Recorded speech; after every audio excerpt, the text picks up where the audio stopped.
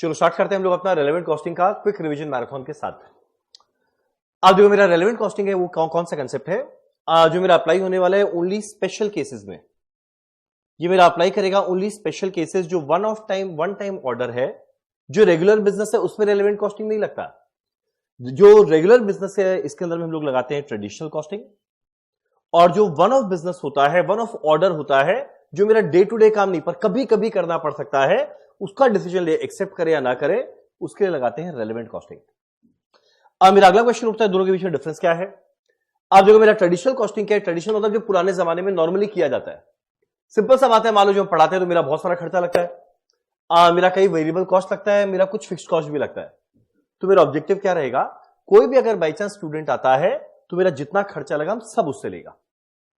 जो मेरा variable cost लगा हम वो भी उससे लेगा, जो मेरा फिक्स कॉस्ट लग रहा है उसको भी कुछ प्रोपोर्शन में बांट के एब्जॉर्ब करेगा या रिकवर करेगा उसी कस्टमर से या स्टूडेंट से।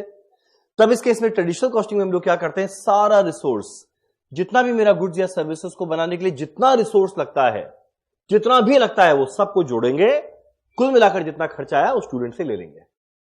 तो पुराने जमाने में हर एक खर्चा मेरे लिए रेलेवेंट होता है, पर अगर बाई चांस कोई वन ऑफ ऑर्डर आया जो बार बार नहीं कभी कभी आया है, तब वैसे ऑर्डर को एक्सेप्ट करे या ना करे, उसके लिए हम लोग क्या करते हैं, खाली वो कॉस्ट लेते हैं जो उसी के लिए लगा, वो कॉस्ट लेते हैं जो खाली उसी के लिए लगा। बाई चांस वो नहीं आता तो मेरा खर्चा नहीं लगता, पर वो आया तो मेरा खर्चा लग गया, तो खाली ऐसे कॉस्ट को हम लोग क्या कहते हैं, रेलेवेंट कॉस्ट।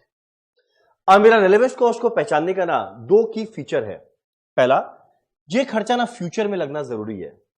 मान लो आज के दिन मैं डिसाइड कर रहा हूं कि भाई एक स्पेशल ऑर्डर को एक्सेप्ट करे या ना करे, तो जिस दिन डिसाइड कर रहे हैं उसके बाद अगर ये खर्चा लगने वाला है और चेंज होगा ड्यू टू डिसीजन, मतलब अगर एक्सेप्ट किए तब ये खर्चा लगा, नहीं एक्सेप्ट करते खर्चा नहीं लगता, यानी बदल रहे हैं डिसीजन लेने की वजह से खर्चा, खाली वही कॉस्ट मेरे लिए क्या माना जाएगा, रेलेवेंट कॉस्ट।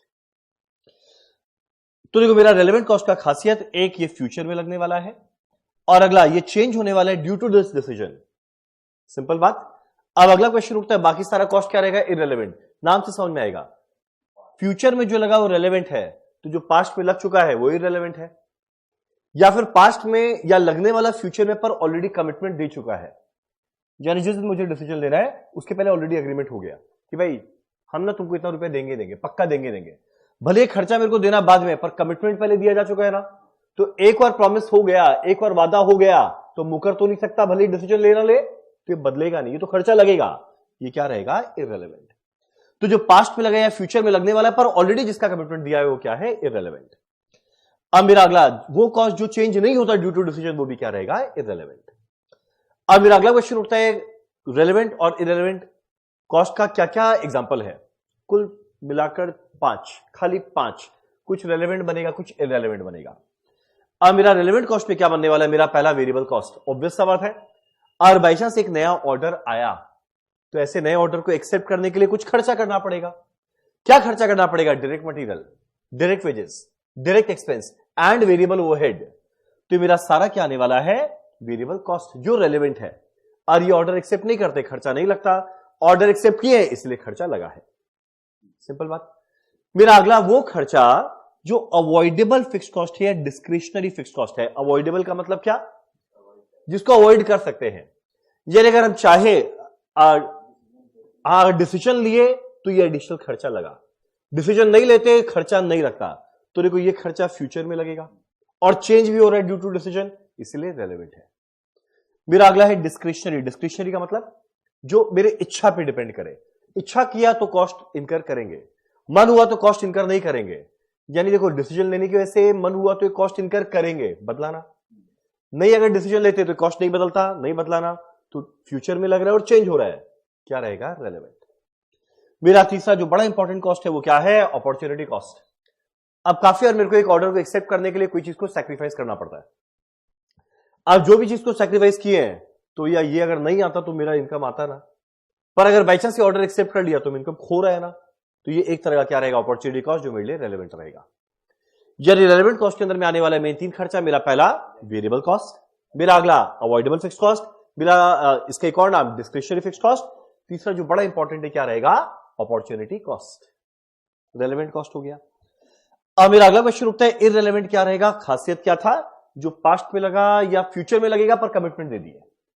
और अगला मेरा जो बदलता नहीं है, तो मेरा इररिलेवेंट कॉस्ट के अंदर में क्या है, जो पास्ट में लग गया, हिस्टोरिकल या संक कॉस्ट, संक माने जो डूब गया, जो पैसा लग गया। इसके लिए याद करना, हम क्लास में एग्जांपल दिया था, जो एक्स है वो वैलेंटाइंस वीक में इररिलेवेंट है, तो मेरे लिए रेलेवेंट कौन है? तो ये मेरे लिए इररिलेवेंट हुआ, क्यों? कि ऑलरेडी हिस्टोरिकल या संक कॉस्ट था, एक्स जो पास्ट में बीत गया, इररिलेवेंट। या हम किसी को खोज तो रहे हैं पर वो ऑलरेडी कमिटेड है, इररिलेवेंट। तो मेरा अगला क्या है? कमिटेड फिक्स्ड कॉस्ट या अनअवॉइडेबल फिक्स्ड कॉस्ट। अनअवॉइडेबल हम चाह के भी अवॉइड नहीं कर सकता, डिसीजन लेंगे तब भी लगेगा, नहीं लेंगे तब भी लगेगा, तो अनअवॉइडेबल, हम चाह के भी अवॉइड नहीं कर सकता, ये मेरे लिए क्या रहेगा? इररिलेवेंट। सिंपल सा बात, तो एकदम माइंड में सेट करना। 5 कॉस्ट है, मेरा रेलेवेंट में आता है वेरिएबल कॉस्ट, मेरा अगला आता है अवॉइडेबल फिक्स्ड कॉस्ट या डिस्क्रिशनरी फिक्स्ड कॉस्ट, तीसरा आता है अपॉर्चुनिटी कॉस्ट। डन। इररिलेवेंट में आता है 2, एक पास्ट में जो लग गया सनक कॉस्ट, हिस्टोरिकल कॉस्ट, और जो कमिटेड फिक्स्ड कॉस्ट है या फिर unavoidable fixed cost. Very easy. अब मेरे को करना क्या है, जब भी कोई स्पेशल ऑर्डर आता है, इसको एक्सेप्ट करे या ना करे, मेरे को जानना है उस ऑर्डर के लिए रेलेवेंट कॉस्ट क्या है, और बाई चांस कस्टमर उससे ज्यादा दिया तो एक्सेप्ट कर लेंगे। ट्रेडिशनल कॉस्टिंग मत लगा देना, सारा मत जोड़ देना, खाली रेलेवेंट। और ये कब लगाएंगे? जब कोई डिसीजन लेना है स्पेशल वन टाइम ऑफर के लिए। ठीक। अब रेलेवेंट कॉस्ट ऑफ ऑफर में क्या आने वाला है? जो मेरा उसके लिए खर्चा लगा, क्या लगा? पहला वेरिएबल कॉस्ट लगा, अगला अवॉइडेबल फिक्स्ड कॉस्ट लगा, अगला अपॉर्चुनिटी कॉस्ट लगा। अब मेरा वेरिएबल कॉस्ट में क्या होता है? मटेरियल, लेबर, ओवरहेड के अंदर में वेरिएबल वाला पोर्शन, और कभी कभी मशीन को यूज करते हैं वो आता है। तो गिन के 4 चीज आएगा उस पर्टिकुलर ऑफर को एक्सेप्ट करने के लिए। मेरा अगला कुछ अपॉर्चुनिटी कॉस्ट भी रहेगा, तो जो बेनिफिट आता, जो मैंने खो दिया उस ऑफर के लिए, उसको ऐड करना पड़ेगा, मेरा खर्चा है। पर क्वेश्चन उठता है, खाली बेनिफिट लूज ही करेंगे क्या? कभी कभी ऐसा भी हो सकता है कोई ऑफर के आने की वजह से मेरा कुछ और फायदा हो जाए, तो जो लॉस हुआ तो हम कस्टमर से ले लिया, जो फायदा हुआ वो भी तो माइनस करना पड़ेगा ना, तो माइनस करेंगे benefit achieved due to offer. जैसे सबको जोड़ देंगे मिलाकर आएगा रेलेवेंट कॉस्ट, या कितना मिनिमम प्राइस चार्ज करना है उस पर्टिकुलर कस्टमर से। Very easy. अब एक काम करते हैं, ये 1 2 3 4 चीज को थोड़ा विस्तार में जानते हैं, दैट्स इट। फिर फटाफट करेंगे कुछ रेलेवेंट क्वेश्चंस। चलो एक काम करते हैं, मेरा पहला है रेलेवेंट कॉस्ट ऑफ मटेरियल। अब एकदम माइंड में सेट करना, हम आराम से चलेंगे, मेरे को लाइफ में कोई हड़बड़ नहीं है। देखो, अब मान लो मेरे पास एक कोई स्पेशल ऑफर आया जिसके लिए मेरे को लगने वाला है मटेरियल। अब जब भी मेरे को लगने वाला है मटेरियल, तो मटेरियल पता है, जो भी मटेरियल लगेगा आइदर वो मेरे पास पहले से पड़ा हुआ होगा या मेरे पास पड़ा हुआ नहीं होगा। तो मान लो एक सिंपल सा एग्जांपल लेकर चलते हैं। मान लो ये मेरा स्टोरेज डिपार्टमेंट है। स्टोरेज डिपार्टमेंट के अंदर में कई तरह के मटेरियल रहते हैं। मान लो मेरे को मटेरियल लगेगा, एक यहां पे मटेरियल ए है, बी है, सी है, और मुझे लगेगा ABCD E। अब मेरा पहला बात, जो मटेरियल लगेगा पहले देख क्या स्टॉक में है या नहीं। ए था, बी था, सी था, डी और डी नहीं है। तो भाई जो स्टॉक में नहीं है और एक स्पेशल ऑफर आ गया, तो उसके लिए डी और ई लेना पड़ेगा। तो जब लेना पड़ेगा तो ऑब्वियस सा बात है, उस केस में मेरे लिए रेलेवेंट कॉस्ट क्या रहेगा? जिसको बाजार से खरीदने का खर्चा है। बाजार से खरीदने के खर्चा को जनरली एग्जाम के अंदर में वर्ड यूज करता है रिप्लेसमेंट कॉस्ट। वर्ड क्या यूज करता है? Replacement cost. यार थोड़ा गंदा लग रहा है। या जो मार्केट में प्राइस चल रहा है खरीदने का, वो मेरे लिए रेलेवेंट है। ठीक। कब? एक स्पेशल ऑफर आया और मान लो जो मेरे को स्टॉक चाहिए था, अगर मेरे पास अवेलेबल नहीं है, मेरे पास अवेलेबल नहीं है, तो भैया बाजार से खरीद। और जब बाजार से खरीदेंगे, उसका क्वेश्चन में एग्जाम में वर्ड क्या यूज करेगा? रिप्लेसमेंट। मेरे पास है नहीं, उसे रिप्लेस करो और बाद में यूज करो। तो ऑब्वियस सा बात है, इस स्पेशल ऑफर के लिए ये जो 2 स्टॉक अवेलेबल नहीं है, इसको किस कॉस्ट पे वैल्यू करने वाले? रिप्लेसमेंट कॉस्ट पे। अब अगला क्वेश्चन उठता है, जो ए, बी और सी है, वो तो मेरे पास स्टॉक पे पड़ा हुआ है, और अगर स्टॉक पे पड़ा हुआ है तब इस केस में हम लोग क्या करेंगे? अब हम लोग ये जानने का कोशिश करेंगे कि जो भी स्टॉक में पड़ा हुआ है, ये क्या रेगुलरली यूज करते हैं नॉर्मल बिजनेस के लिए या नहीं करते हैं।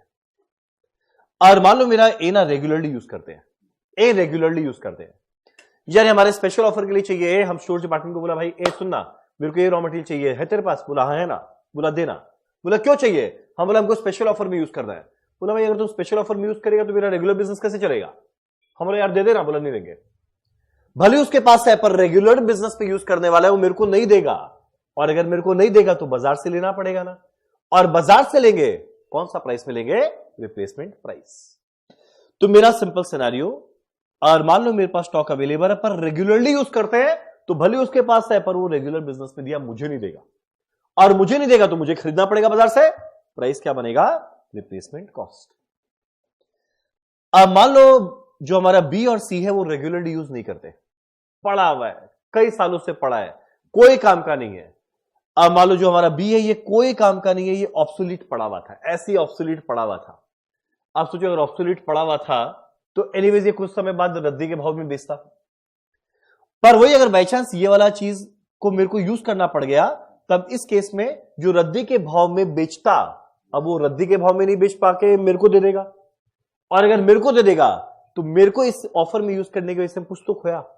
क्या खोया? जो स्क्रैप का रेट था वो खो दिया। तब इस केस में पता है हम लोग बी को किस पर वैल्यू करने वाले हैं? Scrap realisable rate. एग्जाम में वर्ड यूज करेगा रियलाइजेबल वैल्यू या स्क्रैप वैल्यू, कुछ भी। रियलाइज मतलब क्या होता है? बेच के क्या मिला, कचरे को बेचेंगे। रिप्लेसमेंट का मतलब खरीद के क्या मिला, नई मटेरियल को ही खरीदेंगे। ठीक। अब मेरा अगला क्वेश्चन उठता है, अब एक और चीज क्या हो सकता है? अब तुम बोलेगा बी भी तो स्टॉक में पड़ा हुआ था। हां था, और मान लो बी इतना टॉक्सिक नेचर का था। टॉक्सिक माने इतना हैजार्डस नेचर का था कि भाई रद्दी वाला बेचने के लिए रुपया देता नहीं है, रुपया लेता है। बहुत ही हैजार्डस केमिकल है जिसको कहीं पे डिस्पोज और ढंग से करना पड़ेगा, ये तो बहुत ही बड़ा हार्मफुल इफेक्ट आएगा। तब इस केस में अगर बाई चांस वैसा स्टॉक पड़ा हुआ था और रद्दी वाले को बेच के मेरे को रुपया देना पड़ता, इस बीच में कोई स्पेशल ऑफर आ गया ना, कि उससे पूछे भाई सुनना बी है तेरे पास? बोला हाँ है, क्या करेगा? बोला स्पेशल ऑफर में वो खुशी मनाएगा। बोला स्पेशल ऑफर में भी यूज होने वाला है? हम बोला हाँ होने वाला है। वो खुशी मनाएगा, कारण क्या? अब इस केस में जो बेचने का खर्चा लगता है वो बच जाएगा। तो बेचने का खर्चा जो लगता है वो बच जाएगा, उस कस्टमर की वजह से बचा ना, तो जब बचा तो क्या करना चाहिए? माइनस। तो और बाई चांस ये टॉक्सिक नेचर का है तो डिस्पोज करने के लिए जो कॉस्ट लगता है वो बच जाएगा, इसको माइनस करेंगे, डिडक्शन की तरह दिखाएंगे। बस एक आखिरी सिनेरियो बनता है, मान लो एग्जांपल दे रहे, ए पढ़ा तो था, कोई काम का नहीं था। अब आइदर हम इसको कचरे के भाव में बेचते, पर मान लो इसी बीच में ना एक और रेगुलर बिजनेस के लिए मान लो एक रॉ मटेरियल चाहिए होता है एच, आप पी ले लो। पर रेगुलर बिजनेस के लिए एक मटेरियल चाहिए होता है पी, पर पी खत्म हो गया। बाद में हमारे प्रोडक्शन डिपार्टमेंट बोला भाई सुनना, ये जो ए मटेरियल है ना, इसको भी एज अ सब्स्टिट्यूट यूज कर सकते हैं, इसको एज अ सब्स्टिट्यूट यूज कर सकते हैं। पी नहीं भी है ना, तब भी एक को उसकी जगह यूज कर सकते हैं। तब इस केस में ए को हम पी की जगह यूज करना चाहेगा, तो मेरा पी को खरीदने का खर्चा बचेगा ना, और जो पी को खरीदने का खर्चा बचेगा, और हम इसको यहां पे यूज कर लिया स्पेशल ऑफर में, तो मेरा लग जाएगा। तो इसके लिए रेलेवेंट कॉस्ट क्या बनेगा? जो पी को खरीदने का खर्चा आया, यानी एज अ सब्स्टिट्यूट यूज करें तो जो सब्स्टिट्यूट को खरीदने का खर्चा लगता, अगर हम वहां यूज करते हैं बचता, पर हम ऑफर में यूज किया तो लग गया, तो इसकी वजह से खर्चा क्या लगेगा? वो क्या नाम है, सब्स्टिट्यूट का जो कॉस्ट आया वो वाला। डन। वापस से एक बार सब कुछ को एक बार दोहराए तो देखो मेरा मटेरियल के केस में सिनेरियो क्या है? मेरा मटेरियल के केस में सिनेरियो क्या है? दो सिनेरियो, क्योंकि हम इसको कहीं अलग नोटबुक में लिखते हुए चलता है। कहां लिखूं? मेरा मटेरियल के केस में दो सिनेरियो बनता है। अब जो भी मेरे को मटेरियल लगेगा, पहले देखो ये स्टॉक में है या नहीं। अगर स्टॉक में नहीं है तब तो भैया झमेला ही नहीं है, बाजार से खरीदना है। और अगर बाजार से खरीदना है, कौन से प्राइस में खरीदने वाले हैं? Replacement cost. सिंपल है। और मान लो बाजार में है तो देखो क्या ये रेगुलरली यूज होता है या नहीं होता है। और रेगुलरली यूज होता है तो मेरे को क्यों देगा? वो अपने रेगुलर बिजनेस में देगा। मेरे को बोलेगा तेरा स्पेशल ऑफर है, जा खरीद ले बाजार से, तो जाके बाजार से खरीद ले, तो कौन से रेट मिलेंगे? Replacement cost. और ये रेगुलरली यूज नहीं होता है, यूज रेगुलरली नहीं होता है, तब इस केस में तीन सिनेरियो होगा। आइदर ये नॉन मूविंग या ऑब्सोलीट है, एनीवेज हम बेचने वाला था, तो बेच के कुछ तो रुपया मिलता जो हम खो दिया, तो इस केस में मेरे लिए रेलेवेंट क्या हो जाएगा? स्क्रैप या रियलाइजेबल वैल्यू। अब अगला ये टॉक्सिक नेचर का या हैजार्डस नेचर का है, तो टॉक्सिक नेचर को बेचने का रुपया लगता है, और हम यहां यूज किया तो रुपया बच जाएगा ना, तो ये मेरा क्या होगा? Savings in disposal cost. और अगला ये एक्ट एज अ सब्स्टिट्यूट। अगर ये सब्स्टिट्यूट की तरह यूज होता, तो अगर बाई चांस ये मटेरियल हम सब्स्टिट्यूट की तरह यूज करते, सब्स्टिट्यूट खरीदना नहीं पड़ता, पर अगर यहां यूज किया तो खरीदना पड़ जाएगा, तो मेरा यहां पर वैल्यू क्या आएगा? Cost of substitute. एकदम सिंपल।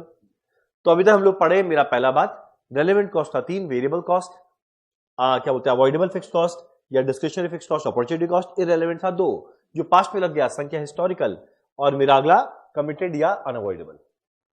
मटेरियल के अंदर में 2 सिनेरियो बना जो हम लोग ने डिटेल में डिस्कस किया। चलो ठीक है, परफेक्ट है। अब अगला बारी आता है रेलेवेंट कॉस्ट ऑफ लेबर।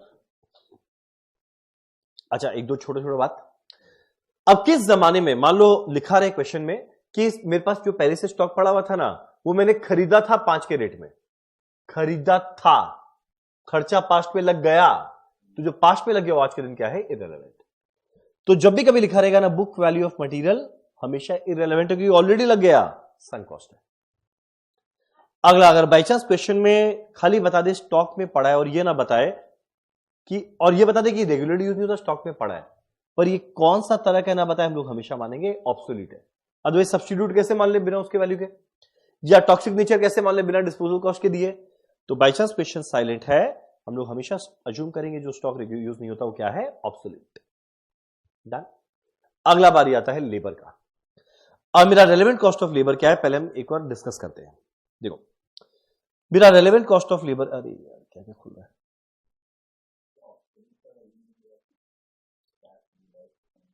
अगर बाई चांस वो नहीं दिया कि कितने में स्क्रैप रियलाइज हुआ, तो इन दो में कुछ तो एक देगा, तो जो भी देगा मेरे को उसी की तरह ट्रीट करना पड़ेगा। रेगुलरली यूज नहीं होता तो 3 सिनेरियो बनेगा, तो इनमें 3 में कुछ तो एक वैल्यू देगा, तो हम लोग उसकी तरह ट्रीट करेंगे। चलो, अब मेरा अगला बात आता है लेबर का। देख, अब जो मेरा लेबर है ना, वो लेबर होता है 2 तरीका का। मेरा एक लेबर होता है परमानेंट नेचर का, और एक होता है टेम्पररी या कैजुअल नेचर का। हमेशा हर एक कंपनी के अंदर में, जैसे मान लो एग्जांपल देते हैं, हम जब क्लास में डिस्कस किया हम लोग एग्जांपल देते हैं, मेरे को एक क्लासरूम बनाना है अर्जेंट बेसिस पे, तो हम जाएगा एक इंटीरियर डेकोरेशन, जो इंटीरियर डेकोरेशन है उसके पास, कि एक काम करना, मेरे को क्लास को बढ़िया जल्दी फटाफट डिजाइन करके दे। अब वो लोग क्या करता है, उनके पास ना बहुत सारे हेड मिस्त्री होते हैं। हेड मिस्त्री, कितना सुंदर नाम है, मान लो 1 2 3 4 5। और अब क्या करता है, हर एक साइट, हर एक जगह जहां पे उसको काम करवाना है, वहां पे एक एक हेड मिस्त्री भेजता है। वो खुद काम नहीं करता, वो सुपरवाइज करता है, सब काम ढंग से चल रहा है ना। तो बोले काम कौन करता है, उसके अंदर में बहुत सारे छोटे छोटे आदमी लोग हैं। अब ये लोग ना परमानेंट आदमी नहीं रहता, कि जिस समय उनका रिक्वायरमेंट पड़ेगा तभी उनको हायर करेंगे। ये लोग जनरली परमानेंट रहते हैं। ठीक, अब इनके साथ एक अग्रीमेंट हुआ, जब आपको मेरा जरूरत पड़ेगा हम आपको बुलाएंगे और आपको पैसा देंगे। पता है इन्हें क्या कहते हैं, कैजुअल या टेम्पररी वर्कर्स। ठीक है। अब जनरली क्या होता है, जो परमानेंट वाला है ना, ये लोगों को पैसा दिया जाता है मंथली बेसिस पे, क्योंकि असली में कोई काम करना ही नहीं है। नहीं भी करना है तब भी इनको रुपया देना पड़ेगा क्योंकि परमानेंट है, काम कर रहा है तभी रुपया देना पड़ेगा क्योंकि परमानेंट है। तो जनरली इनको दिया जाता है पर मंथ या पर एनम के बेसिस पे, फिक्स कॉस्ट है, एकदम दिया जाएगा। और जो कैजुअल वाला है उनको जनरली दिया जाता है दिहाड़ी बेसिस पे। दिहाड़ी मतलब क्या, डे के बेसिस पे, पर डे। तुमसे जितना इन काम कराएंगे तुमको उतना इनका रुपया देंगे। तो ऑब्वियस सा बात है, इनको जनरली पर डे या पर आवर इस बेसिस पे दिया जाएगा। तो जनरली वेरिएबल नेचर का हुआ। अब मेरा अगला क्वेश्चन उठता है, मान लो इस बीच में मेरे पास एक स्पेशल ऑफर आया जिसके लिए मुझे ऐसे 2 आदमी लगे और जिसके लिए मुझे यहां पर 10 आदमी ये लगे। अब मेरा क्वेश्चन उठता है, ये स्पेशल ऑफर आया, रेगुलर बिजनेस रहता है ना तो इनका भी कॉस्ट जोड़ते, इनका भी कॉस्ट जोड़ते, कि सारा खर्चा जो लगा जोड़ेंगे। पर स्पेशल ऑफर आया, स्पेशल ऑफर में क्या लेना है, जो फ्यूचर में लग रहा है इसके आने की वजह से एक्स्ट्रा लग रहा है। अब मेरा अगला क्वेश्चन उठता है, इन दोनों के अंदर में कौन सा कॉस्ट रेलेवेंट रहेगा। अब सोचो जो परमानेंट वाला है, अगर ये ऑफर नहीं भी आता तब भी रुपया तो उतना ही लगता, और आ गया तब भी उतना ही लग रहा है। तो भले फ्यूचर में लग रहा है पर ये बदल थोड़ी रहा है इस डिसीजन की वजह से। सो परमानेंट वाला लोग का जो कॉस्ट है, रेलेवेंट कॉस्ट है, वो क्या रहेगा, 0, कुछ नहीं, वो तो एनीवेज लगता है, तो इसके आने के लिए एक्स्ट्रा कॉस्ट कुछ नहीं लगा। पर जो मेरा टेम्पररी या कैजुअल वाला है, इसके लिए रेलेवेंट कॉस्ट क्या रहेगा, जितने लोगों को लेकर आए उतना मेरा एक्चुअल खर्चा लग जाएगा, वो रेलेवेंट कॉस्ट है। सो चलो, अगर ये ऑफर नहीं आता तो इन लोगों को क्यों लेकर आता, ये ऑफर आया तभी तो एक खर्चा आया, फ्यूचर में भी आया और इसके आने की वजह से चेंज भी हुआ, तो ये मेरा क्या रहेगा, टेम्पररी वाला क्या रहेगा, रेलेवेंट, नॉर्मल। एक और छोटा सा बात, अब कभी कभी क्वेश्चन में बोलेगा कि बड़ा बिजी चल रहे हैं सब कोई, सुपर बिजी, या शॉर्टेज है। यानी पता है आदमी तो है मेरे पास परमानेंट, पर भाई ऑलरेडी मेरा रेगुलर बिजनेस में इतना सारा काम चल रहा है कि हम यहां के लिए आदमी निकाल ही नहीं पा रहे हैं। और जितने भी कैजुअल एम्प्लॉय लोग हैं वो कोई ना कोई मेरा रेगुलर बिजनेस में लगा हुआ है, हम आदमी निकाल ही नहीं पा रहे हैं, सब सुपर बिजी है, रिस्ट्रिक्टेड है सप्लाई या शॉर्टेज है। तो इस सिनेरियो में और बाई चांस मेरे को ये स्पेशल ऑफर करना पड़ा, तो भाई हम मेरा जो रेगुलर बिजनेस था वहां में से किसी एक को निकाल के, वहां पे से 4-5 को निकाल के यहां काम कराना पड़ेगा। तो रेगुलर बिजनेस जो चल रहा था वहां से निकाल के काम कराना पड़ेगा, तो रेगुलर बिजनेस हैम्पर होगा ना, रेगुलर बिजनेस से जो इनकम आता है वो सैक्रिफाइस होगा ना। तब इस केस में जो नॉर्मल खर्चा लगता है वो तो लगेगा ही, पर अगर शॉर्टेज या नॉन अवेलेबिलिटी रहा तो एक और चीज रिलेवेंट हो जाएगा, वो क्या होने वाला है, अपॉर्चुनिटी कॉस्ट। यानी जब भी कभी आ जाएगा बिजी या शॉर्टेज है तो अपॉर्चुनिटी कॉस्ट भी रेलेवेंट बन जाएगा। और ये क्या कैसे मिलने वाला है, कंट्रीब्यूशन फॉरगॉन। यानी रेगुलर बिजनेस करके जितना कंट्रीब्यूशन आता जो मैंने फोरगो कर दिया, ये मेरे लिए एक और रिलेवेंट कॉस्ट बन जाएगा। सिंपल सा एग्जांपल है, मान लो मेरे लिए रेगुलर बिजनेस करता, तो जो रेगुलर बिजनेस से मान लो मेरे को रेवेन्यू मिलता 10,000, उसमें कुछ खर्चा लगता, मान लो मटेरियल का लगता 5,000, मान लो वेजेस देते 3,000, मान लो मेरा वेरिएबल ओवरहेड लगता 500, यानी पता है मेरा कंट्रीब्यूशन कितना आता, 1,500। मानते हो? अब मान लो ये कैजुअल वर्कर को हम वहां से निकालकर यहां पर लेकर आ गया, तो कैजुअल वर्क का जो वेजेस है वो तो लगेगा ही लगेगा, वो तो रेलेवेंट है।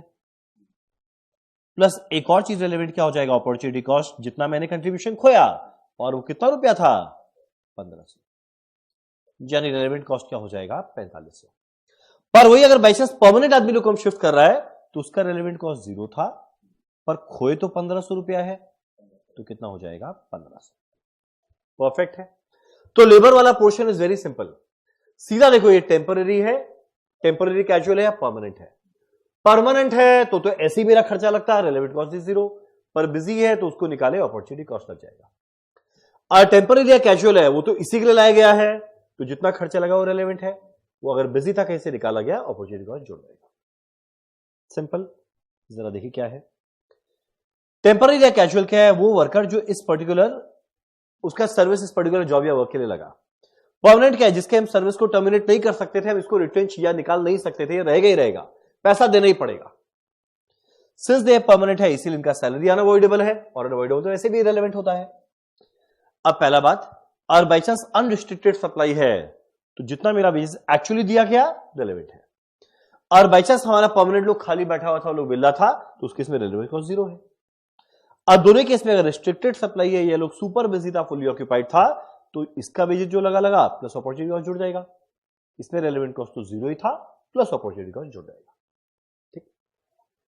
एग्जाम में प्रॉब्लम पता है क्या है, एग्जाम में लोग वर्ड जनरली यूज नहीं करता है टेम्पररी है परमानेंट, वो लैंग्वेज देखें ना आपके समझना पड़ेगा कि वो टेम्पररी है परमानेंट। और बाई चांस क्वेश्चन कुछ भी हिंट ना दे, कुछ भी ना बोले, हम लोग कैजुअल या टेम्पररी मानेंगे, ये जनरल अजम्पशन है। और कुछ भी ना बोले हम लोग टेम्पररी या कैजुअल ही मानेंगे, कुछ ना बोले तो वो टेम्पररी या कैजुअल है। और एग्जाम में वर्ड यूज कर दे, भाई इस आदमी को निकाल नहीं सकते कभी भी, परमानेंट है। और बोले कि हम आराम से इस आदमी को, मेरे पास पहले से बहुत सारे आदमी पड़े थे, हम आराम से इधर से उधर रिलोकेट कर सकता है आराम। जनरली देखो कैजुअल के अंदर में फीचर क्या होता है, वो एरिया वाइज रहता है, कि मान लो मेरे को एक पर्टिकुलर काम करवाना है एमजी रोड में, तो कैजुअल एम्प्लॉय हम कभी भी ना बैरकपुर से नहीं बुलाएगा, वो आसपास वाले को यूज करेगा। मान लो बैरकपुर में काम करना है तो बैरकपुर में जो वही वाले को यूज करेगा, तो पता है उधर वालों को इधर वालों को उधर इजीली शिफ्ट नहीं कर सकते, पर जो मेरा परमानेंट आदमी है वो तो मेरा परमानेंट है, मेरा इच्छा उसके साथ जो बर्ताव करना चाहे तो उसको हम क्या आराम से इधर से उधर शिफ्ट कर सकते हैं। तो लेना हम इधर से उधर आराम से शिफ्ट कर सकते हैं, उधर से इधर आराम से शिफ्ट कर सकते हैं, तो मेरे पास पहले से था वो परमानेंट रहेगा। अब ये बात मैंने यहां पे कहा, क्वेश्चन के लैंग्वेज को बड़ा ढंग से देखना, परमानेंट है या कैजुअल है, कि जिसका एम्प्लॉयमेंट को टर्मिनेट नहीं कर सकता वो क्या है, परमानेंट। एक छोटा सा और बात, फिर लेबर खत्म।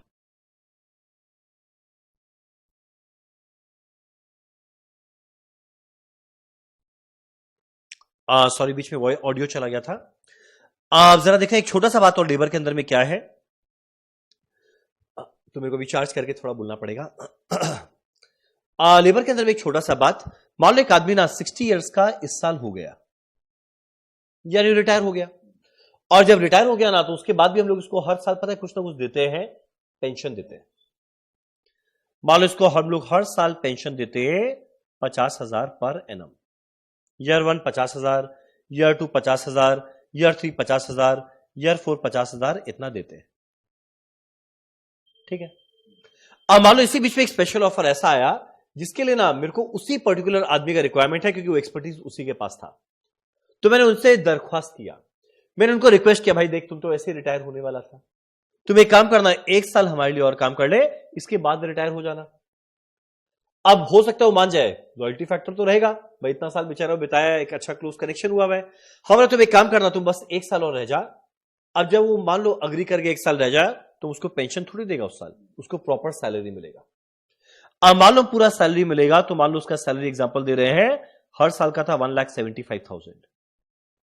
तो उस साल जो नॉर्मली हम उसको 50,000 देता, पर ये स्पेशल ऑफर आ गया तो उसको हम 50 की जगह 175 दे रहा है।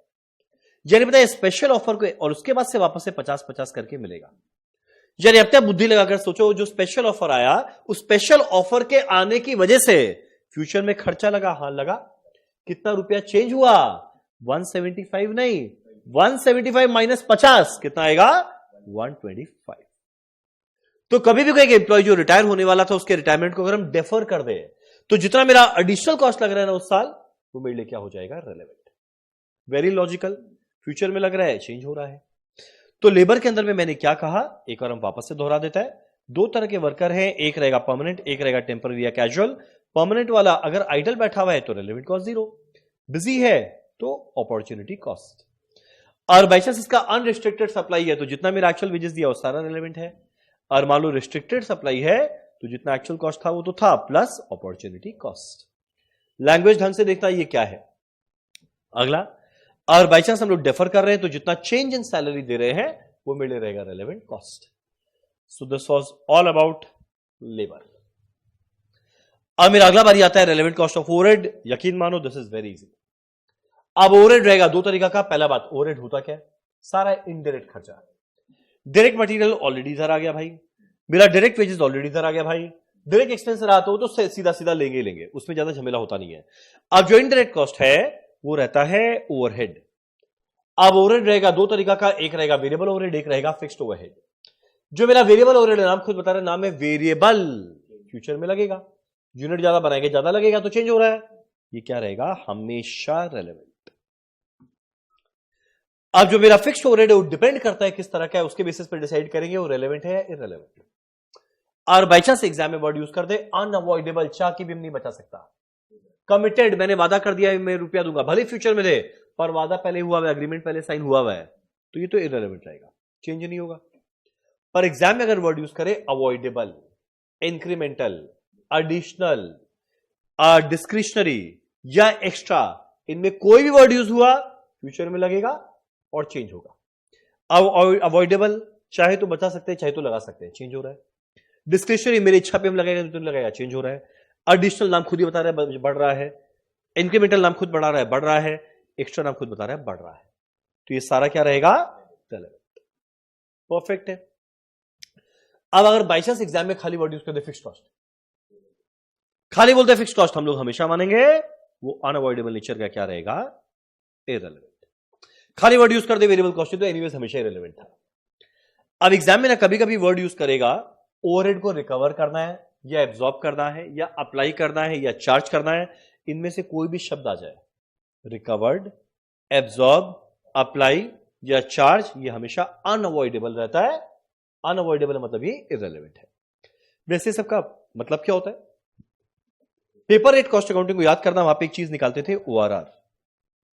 और ओआरआर कैसे मिलता था? Budgeted overhead divided by budgeted base. मान लो एग्जांपल दे रहे लेबर आर, मान लो शुरू में सोचा गया 10 लाख रुपया लगेगा, शुरू में सोचे 1 लाख घंटा लेबर काम करेगा, यानी हर घंटे में कितना रिकवर करेगा? 10 करके। अब 10 पर आवर करके रिकवर करेगा या एब्जॉर्ब करेगा या अप्लाई करेगा या चार्ज करेगा कस्टमर से, पर खर्चा तो टोटल 10 लाख ही लगेगा। तुमको जितना रिकवर करना कर, पर खर्चा तो 10 लाख ही लगेगा, तो जो 10 लाख ही लगेगा वो तो फिक्स हो गया ना अवॉइडेबल। क्या रहेगा? इररिलेवेंट। एक जो अच्छा चीज है, कभी कभी एग्जाम में वेरिएबल कॉस्ट बोलेगा as a percentage of wages, as a percentage of wages, ठीक है। तब इस केस में जब हम लोग वेरिएबल कॉस्ट कैलकुलेट करेंगे ना, हमेशा एक्चुअल वेजेस पे निकालेंगे इंस्टेड ऑफ रेलेवेंट वेजेस। ये गलती होने का भरपूर चांस रहता है। तुम बोलेगे इसका मतलब नहीं समझ में, आप क्या बोले? मान लो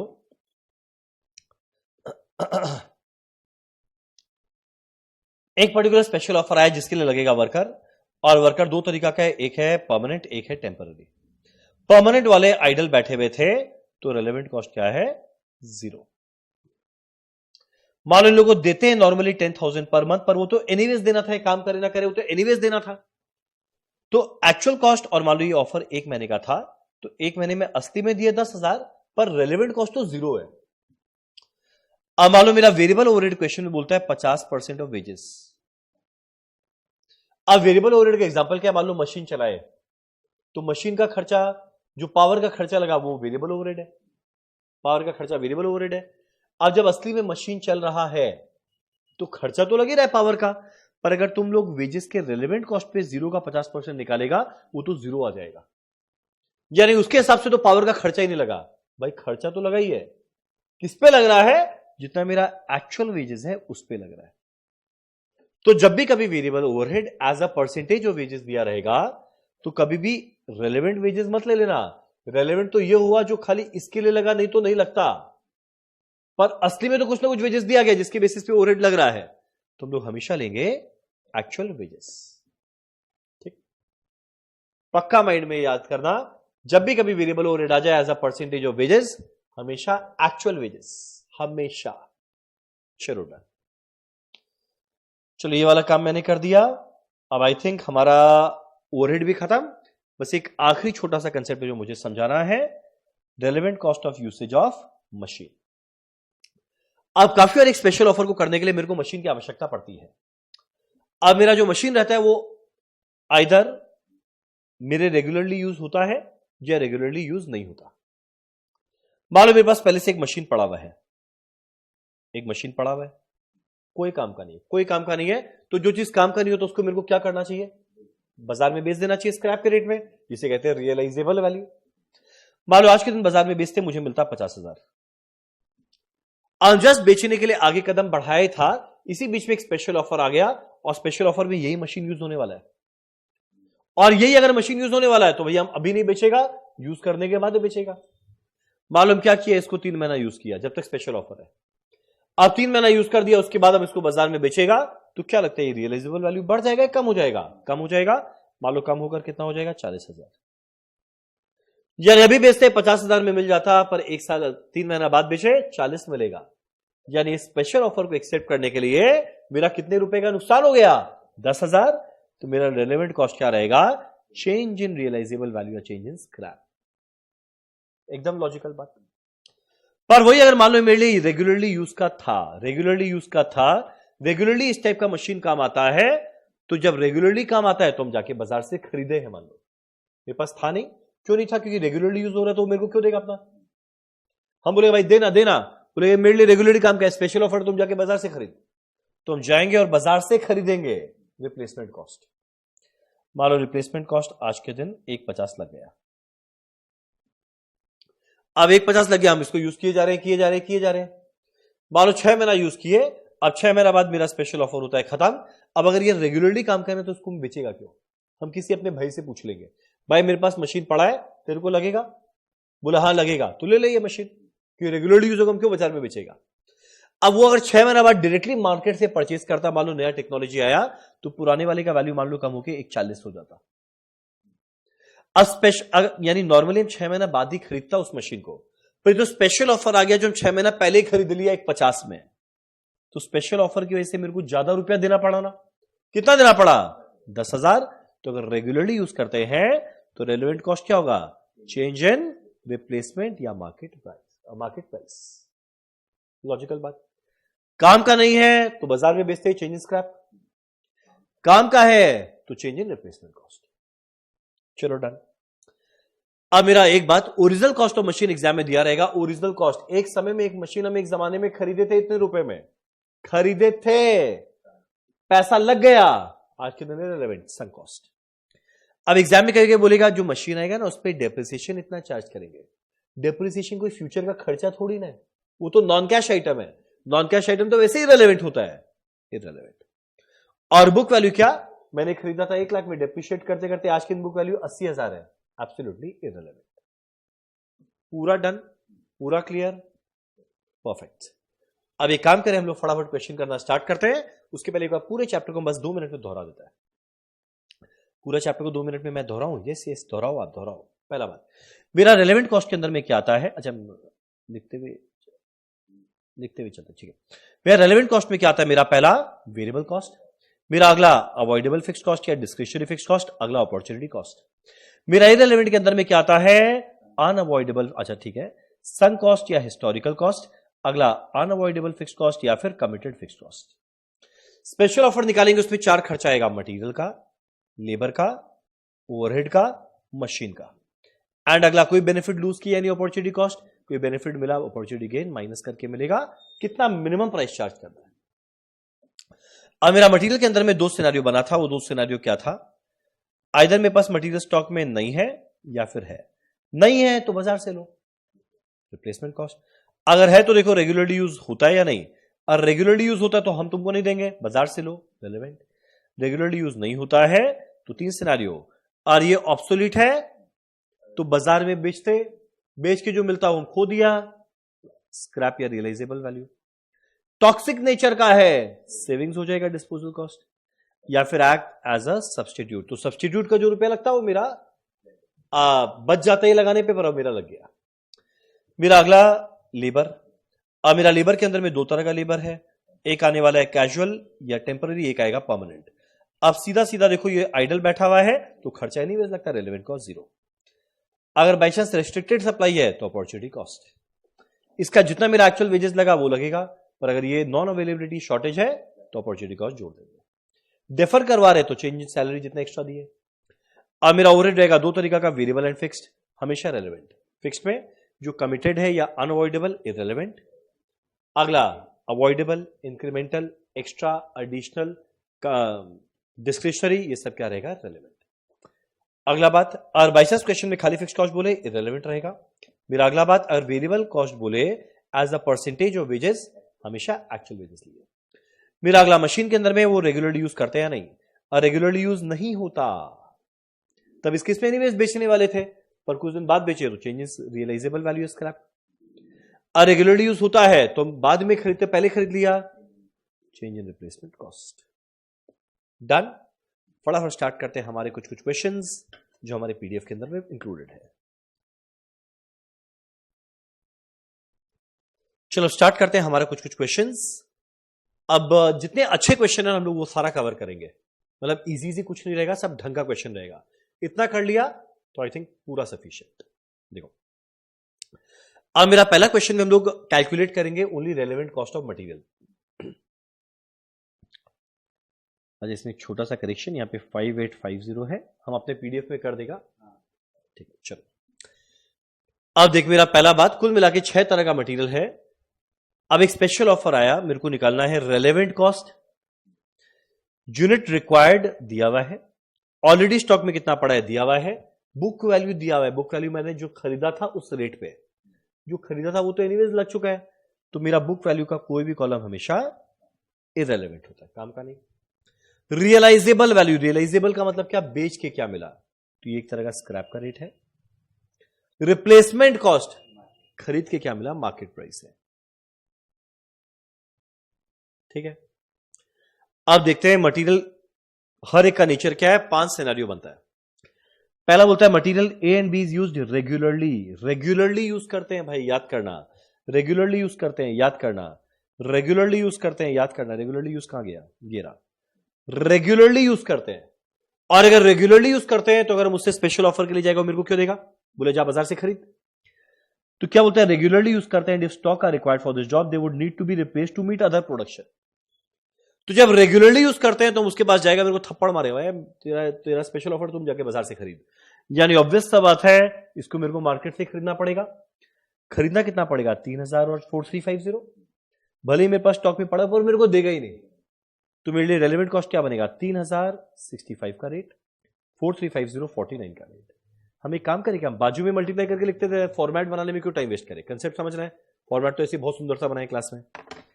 तो पहले वाले में सिंस ये रेगुलर यूज का है तो 3000 यूनिट मार्केट से खरीदेंगे, 3000 इंटू 65 195। अगला 4350 बाजार से खरीदेंगे, 49 का रेट, 2 13 125, सॉरी 150। चलो ये और भी डन। अब आगे बोलते हैं material C and D are in stock. ये दोनों ऑलरेडी स्टॉक में पड़ा हुआ है, वो तो नजर में आ ही रहा है। As a result of over purchase, जरूरत से ज्यादा खरीद लिए थे, काम खरीदा पर परचेज करके बैठे हुए हैं। C has no other use but D could be use in another job as a substitute. अच्छा अच्छा अच्छा, बोलता है सी का और कोई काम नहीं है, यानी ऑब्सोल्यूट है, पर डी एज अ सब्सटीट्यूट है। याद करना, अगर मेरे पास स्टॉक में पड़ा हुआ है तो 3 सिनेरियो बनता है, एक ऑब्सोल्यूट है, एक टॉक्सिक है, एक एज अ सब्सटीट्यूट। अब सी का कोई काम नहीं है, मतलब ये ऑब्सोल्यूट है। D as a substitute use कर सकते हैं, और अगला ई और एफ में बोल दिया टॉक्सिक, तो मेरे को लगता है चारों के अंदर में सब कवर हो जाएगा। ठीक है, सी ऑब्सोल्यूट है। अगर ये ऑब्सोल्यूट है तो भैया कचरे की तरह बाजार में बेचते, और कचरे की तरह बाजार में बेचते, अगर हम यहां यूज किया तो खो दिया। तो पहले देखो एक छोटा सा बात बड़ा ध्यान से देखना, स्टॉक था कितना? 7000, पर मुझे चाहिए 8000, तो 7000 तो खोपचे वाला हम ले लेगा और 1000 बाजार से लेना पड़ेगा।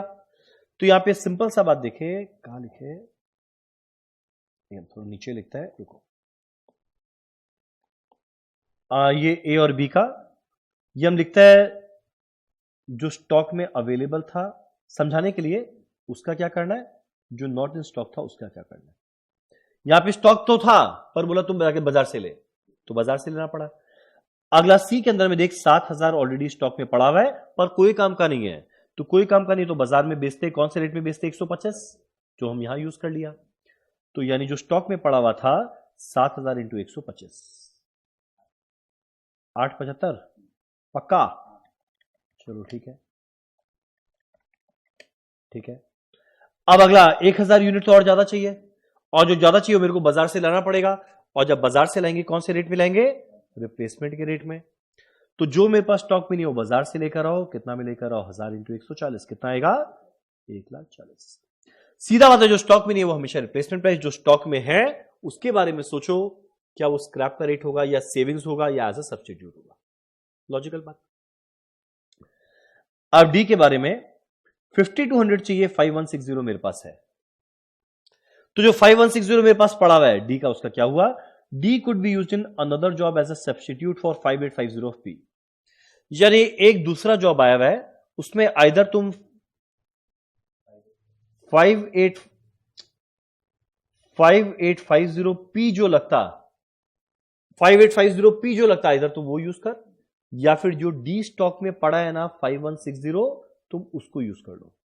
तो यहां पर एक क्वांटिटी तो अलग है, हो सकता है अलग, माइट भी हो सकता है डी का क्वालिटी बड़ा अच्छा रहे, वो कम यूनिट से मेरा काम बन जाए।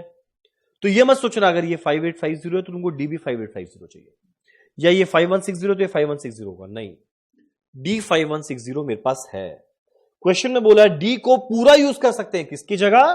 5850 ऑफ पी की जगह।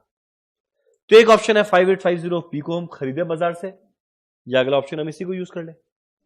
अब ये मेरे पास ऑलरेडी स्टॉक में पड़ा और काम का नहीं था, तो इसी को यूज करना चाहेगा ना, पर वही अगर हम बाई चांस उस नए ऑफर में यूज कर लिया तो भैया ये तो मेरे हाथ से निकल गया, तो मुझे खरीदना पड़ जाएगा 5850 पी, और 5850 पी जब लेंगे तो बाजार से कौन से रेट में लेंगे? 14.5। तो 5850 इंटू 14.5 कितना आएगा? ये 84825 आया डी के लिए। अब तुम बोलेगा 5160 तो चलो यहां पर यूज कर लिए, पर बाकी 40 भी तो लगेगा, तो जो बाकी 40 लगने वाला है वो कहां से लेंगे? मार्केट से। इसका रेट क्या दिया हुआ है? 27, तो क्या आएगा? 40 इंटू 27 कितना आने वाला है? 1080। हो गया डी का बात। अब मेरा अगला बारी आता है ई और एफ का। बोलते हैं ई और एफ दोनों टॉक्सिक मटेरियल है। अब देखो जैसे शब्द टॉक्सिक आया तो भैया टॉक्सिक वाला अगर कहीं यूज हो जा रहा है बहुत खुशी का बात है, मेरा डिस्पोज करने के लिए जो खर्चा लगता था बच जाएगा, तो सेविंग्स इन कॉस्ट होगा। And was purchase for a separate contract, जो अब आज के दिन काम का नहीं है. It should be disposed of, इसको डिस्पोज करेंगे यानी बेचेंगे. एक सेकंड, ये क्या हो रहा है भाई, एक सेकेंड.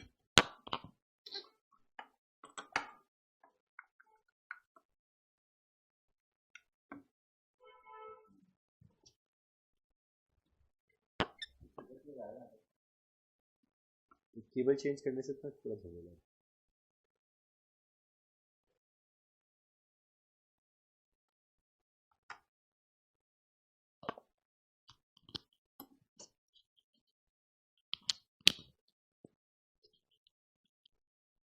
चलो अब आगे क्या लिखा हुआ है. It should be dispose of eight a cost of 5030 and 7000, अगर इसमें कॉन्ट्रैक्ट में यूज नहीं करते. यानी डिस्पोज करने के लिए खर्चा लगता है 5030 और 7000 खर्चा लगता, पर अगर हम यहां यूज कर लिए तो खर्चा बच जाएगा. तो अगर खर्चा बच जाएगा तो जो स्टॉक में अवेलेबल है उसकी वजह से खर्चा कितना बचा, जरा देखे. देख 5400 था, यहां लगेगा 4400. तो 5400 था, 4400 लगेगा, तो पूरा 4400 यहां पर दे देगा. तो जो मेरा 5030 रुपया था लगता वो बचेगा, पर ध्यान देना ये 5400 यूनिट के लिए था, पर हम यूज तो खाली 4400 यूनिट ही किया, तो मेरा पूरा बचाव थोड़ी हो जाएगा, खाली उस प्रपोर्शन होगा. तो जो बचेगा उसमें माइनस करेंगे कितना, 5030 डिवाइडेड बाय 5400 इंटू 4400.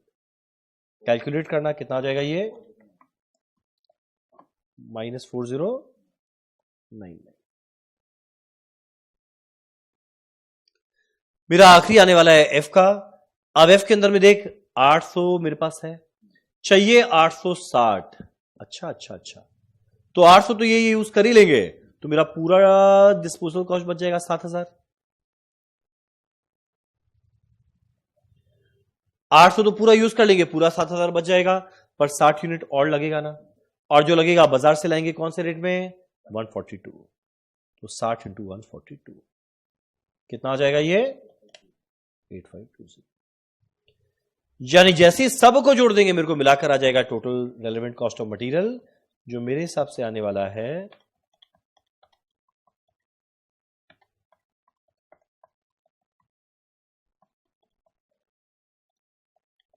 718976 कि मेरा कैलकुलेशन में नीचा हो गया. एक बार फटाफट कैलकुलेट करना.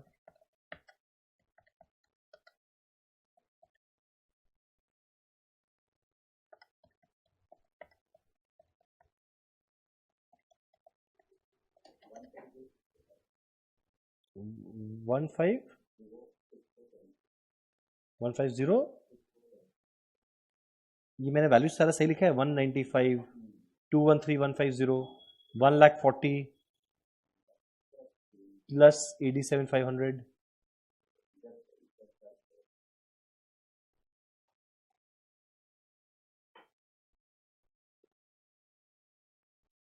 तरीके, ये तुम गलत लिखे है ना, ये 7000 इंटू 140 था ना, नहीं सॉरी 7000 इंटू 125.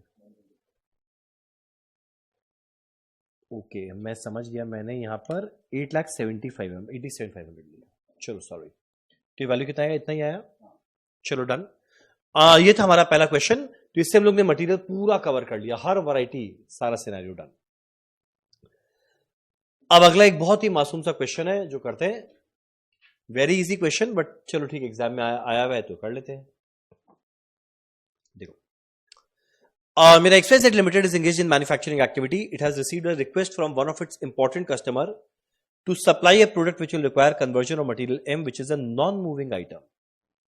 Non-moving यानी स्टॉक में है पर यूज नहीं होता. याद करना, स्टॉक में पर रेगुलरली यूज नहीं करता, नॉन मूविंग है, ऑब्सोल्यूट है, स्लो मूविंग, यानी वैसे भी कचरे को बेचते हैं कचरे के रेट में. अब इसका बुक वैल्यू दिया हुआ है, कोई काम का नहीं, कितना में खरीदा.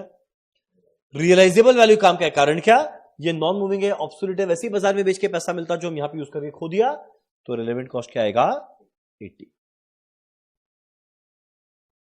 रिप्लेसमेंट कॉस्ट काम का नहीं होता, वो कब काम का होता है, जब मुझे नया खरीदना है या रेगुलरली यूज का है. अब आगे हम लोग एस्टिमेट करते हैं conversion of 1 unit of M into 1 unit of F will require 1 labour hour. 1 घंटा लगेगा इस काम करने में, और लेबर को देते हैं 20 रुपया पर आवर. 1 घंटा लगेगा, हर घंटे का देते हैं 20, यानी कुल मिलाकर 20 रुपया देंगे। वो तब आएगा अगर ये कैजुअल वर्कर है, और अगर परमानेंट है तो इररिलेवेंट हो जाएगा। कुछ ना बोले, कैजुअल मानते हैं, पर जरा देखे कुछ बोला है क्या, कहीं बोला है क्या? एकदम बोला है, लास्ट पैरा में एकदम बोला है। लेबर को मेरे को किसी और एक्टिविटी से लाना पड़ेगा। हिंट दे दिया कि मेरे पास इधर से उधर रिलोकेट करा रहे हैं, मतलब ये परमानेंट। हम लोग एस्टिमेट करते हैं temporary redeployment will not result in loss of contribution, opportunity cost कुछ नहीं। तब भी हिंट समझ में नहीं, अगला line, the employ to be redeployed are permanent employ. तो अगर परमानेंट है तो भाई हम यहां पे काम करते या ना करते, इसको एनीवेज रुपया देना पड़ता था, तो उसके लिए रेलेवेंट कॉस्ट क्या हो जाएगा? 0।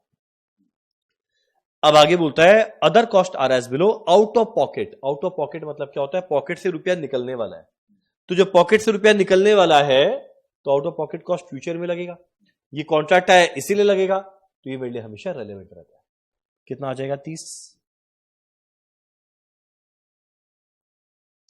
एलोकेटेड ओवरहेड, एलोकेटेड याद करना वर्ड आ जाए अगर, वो absorb, recover, charge, apply, allocated, यानी ये सारा का सारा अनअवॉइडेबल फिक्स कॉस्ट है, तो इसका रेलेवेंट कॉस्ट क्या रहेगा? 0।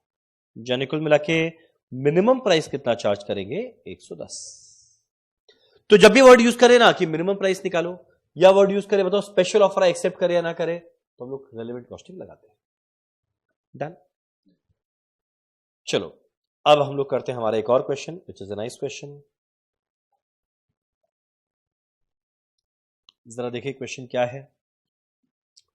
The accountant of XYZ Limited has prepared the following estimate on the basis of which he has advised that a contract should not be accepted at the price offered. The estimate was as under. एक contract आया है, बोलता है accept मत करो। देखिए पहला बोलता है मटेरियल एक्स इन स्टॉक पहले से पड़ा हुआ है एट ओरिजिनल कॉस्ट। ओरिजिनल मतलब जिस रेट में खरीदे थे, तो जिस रेट में खरीदे वो तो खरीद लिया ना, इररिलेवेंट। तो ये वाला वैल्यू तो इररिलेवेंट है। अब एक्स स्टॉक में पड़ा हुआ है, एक्स स्टॉक में पड़ा हुआ है, पर इसके संग क्या है? एक्स के बारे में पढ़े। मटेरियल एक्स एक ऑब्सोलीट मटेरियल है। ऑब्सोलीट होता है तो बाजार में बेच के जो पैसा मिला वो आना चाहिए, पर यहां पे कुछ और बात बोला। It can be used on another product W act as a substitute. The material for which is available at 1,35,000, यानी एक ऑब्सोलीट मटेरियल है, तो इसको हम डब्ल्यू की जगह यूज कर सकते हैं। तो मान लो अगर ये कॉन्ट्रैक्ट नहीं होता तो हम डब्ल्यू की जगह ही यूज करता।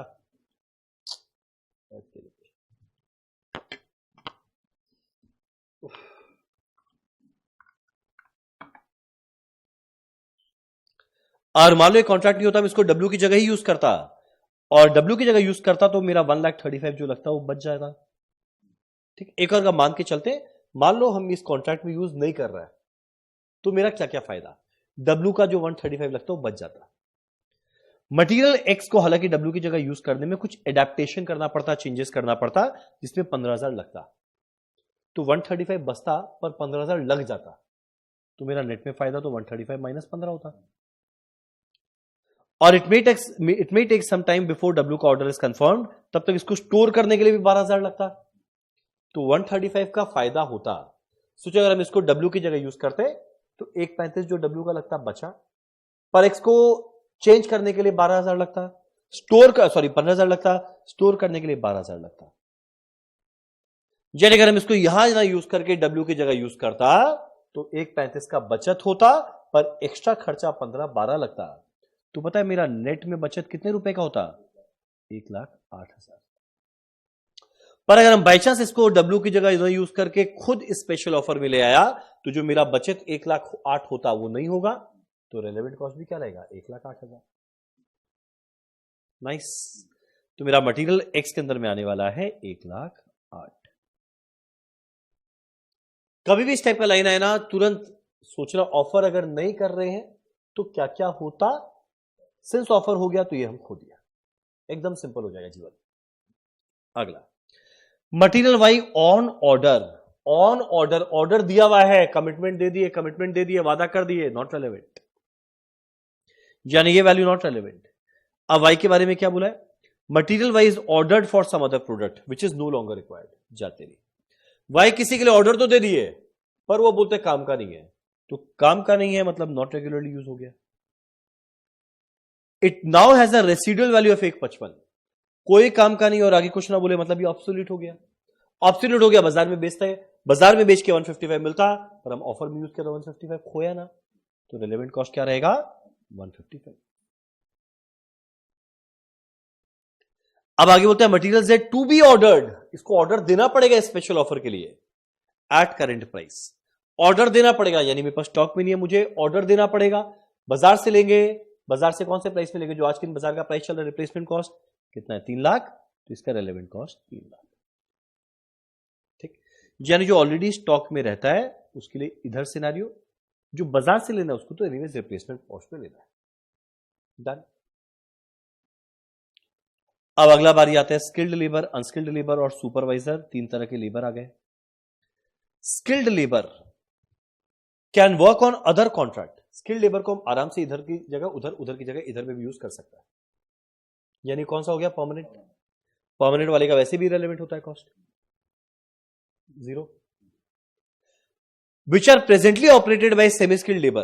अच्छा, यानी जो मेरा स्किल्ड वाला है ना, हम कहीं और भी यूज कर सकता था। मान लो हम ये कॉन्ट्रैक्ट नहीं करता, तुम कहीं पे और उसको यूज कर लेता, और अगर यूज कर लेता तो मेरे को सेमी स्किल्ड वाले को हायर नहीं करना पड़ता, क्योंकि यहां पे क्या लिखा है, स्किल्ड वर्कर किसी और काम में कर सकते थे जो अभी आज के दिन सेमी स्किल्ड से कराना पड़ रहा है। यानी स्किल्ड वाला अगर यहां रहता ना, तो मेरा ये 4 लाख रुपए का अनस्किल्ड का जरूरत ही नहीं था। पर जैसे मैंने उसको यहां से यहां लेकर आया, मेरा 4 लाख रुपए का खर्चा लगना स्टार्ट हो गया। तो जो 4 लाख रुपए का खर्चा लगना स्टार्ट हो गया, तो ये इसकी वजह से तो मेरा लगना स्टार्ट हो गया, तो मेरे लिए क्या एक तरह का अपॉर्चुनिटी कॉस्ट। तो स्किल्ड वाले का तो वेजेस कुछ नहीं आएगा, कारण क्या, हम इधर से उधर, उधर से इधर शिफ्ट करें, मतलब ये परमानेंट था, तो रेलेवेंट कॉस्ट 0। पर जैसे इसको यहां पे शिफ्ट किया, मेरे को इधर में एक्स्ट्रा खर्चा लग गया 4 लाख, जो इस ऑफर की वजह से लगा, तो रेलेवेंट कॉस्ट क्या बनेगा 4 लाख। मानते हो? Unskilled labour, unskilled labour are specially employed for this contract. यानी किस तरह का लेबर हो गया, क्या बात, परमानेंट नहीं, क्या नाम उसका, कैजुअल या टेम्पररी हो गया, इसी के लिए लाया गया है, इसी के लिए खर्चा लगा है, तो पूरा कॉस्ट रेलेवेंट रहेगा। अनस्किल्ड वाले का कॉस्ट कितना लग रहा था 3 लाख। सुपरवाइजर का कॉस्ट है 1 lakh. Supervisory staff will remain whether or not the contract is accepted. ये तो भैया रहेगा ही रहेगा, भैया तुम कॉन्ट्रैक्ट करें ना करें, मतलब परमानेंट है, इररिलेवेंट। पर रुको, only 2 of them can replace other position where the salary 50,000। यानी कुल मिला के सुपरवाइजर लोग का 1 लाख है, इसमें 2 ऐसे आदमी जिनका सैलरी 50,000 है, जिनको रिप्लेस कर सकते थे। यानी काम नहीं करते, स्पेशल कॉन्ट्रैक्ट नहीं करते, इसको रिप्लेस कर सकते थे। यानी एक कॉन्ट्रैक्ट के लिए खाली 2 लोग रेलेवेंट थे, जिनका सैलरी कितना था 50, तो मेरे लिए रेलेवेंट कॉस्ट क्या आएगा 50,000। ठीक है। General overhead 1,80,000। जनरल ओवरहेड के बारे में क्या लिखा हुआ है, बोलता है overhead are charged at 33 1/3% of labour. 33 1/3% मतलब होता है 1/3 of labour, 1/3 of skilled labour, 1/3 of skilled labour. Skilled labour का एक्चुअल कॉस्ट कितना था, देखो 5,40,000, इसका 1/3 देखो तो 1,80,000 आता है क्या, आता है, चलो ठीक है। पर बोलता है 1,80,000 में से 125 would be avoidable. Avoidable fix cost खाली 125 है, तो बाकी अनअवॉइडेबल है। अनअवॉइडेबल तो ऐसे भी लगता है रेलेवेंट, रेलेवेंट क्या है खाली अवॉइडेबल फिक्स कॉस्ट, कितना आएगा 125।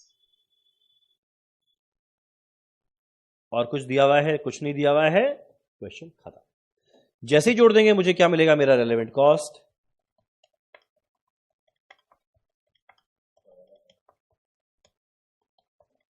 जाएगा 14,38,000। प्राइस के ऑफर दिया है उस कस्टमर ने 14 लाख, अभी भी मेरा लॉस हो जाएगा 38,000 का, नहीं एक्सेप्ट करेंगे, एकदम परफेक्ट है। तो कभी भी इस टाइप का बात है ना, एज अ सब्स्टिट्यूट यहां नहीं वहां यूज करते, माइंड में सोच लो, यहां पे हमको काम ही नहीं करना, स्पेशल ऑफर कर ही नहीं रहे, तो उधर में क्या होता, ये ऑफर दिया तो क्या होता, जितना भी नेट में फायदा है गिनो उतना खो दिया, फिर सीधा जोड़ो।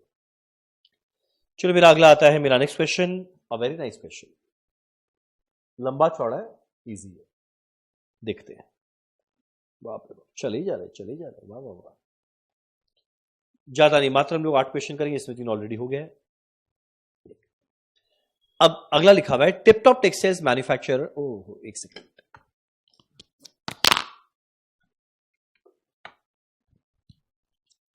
आज थोड़ा switch and switch off mood है कि आईपैड और माइक दोनों का बैटरी लो है। Tip Top textile manufacturers a wide range of fashion fabric, जो भी करे। The company is considering whether to add a further product Superb to the range. A market research survey recently undertaken at a cost of 50,000। Undertaken past tense है, already हो गया, 50,000 लग गया। जो 50,000 already लग गया वो मेरे लिए एक तरह का संघ क्या हिस्टोरिकल कॉस्ट है, क्या रेलेवेंट है या इररेलेवेंट? इररेलेवेंट। काम करें, सजेस्ट करता है demand of superb will last for only 1 year. ठीक है, ज्ञान नहीं, आगे बोलो। अब जिस दौरान ये 50,000 यूनिट सुपर्ब का बेचेगा 25 के रेट में, 50,000 यूनिट बना के बेचेंगे। Production and sale of superb would take place evenly throughout the year, evenly करेंगे, I don't care.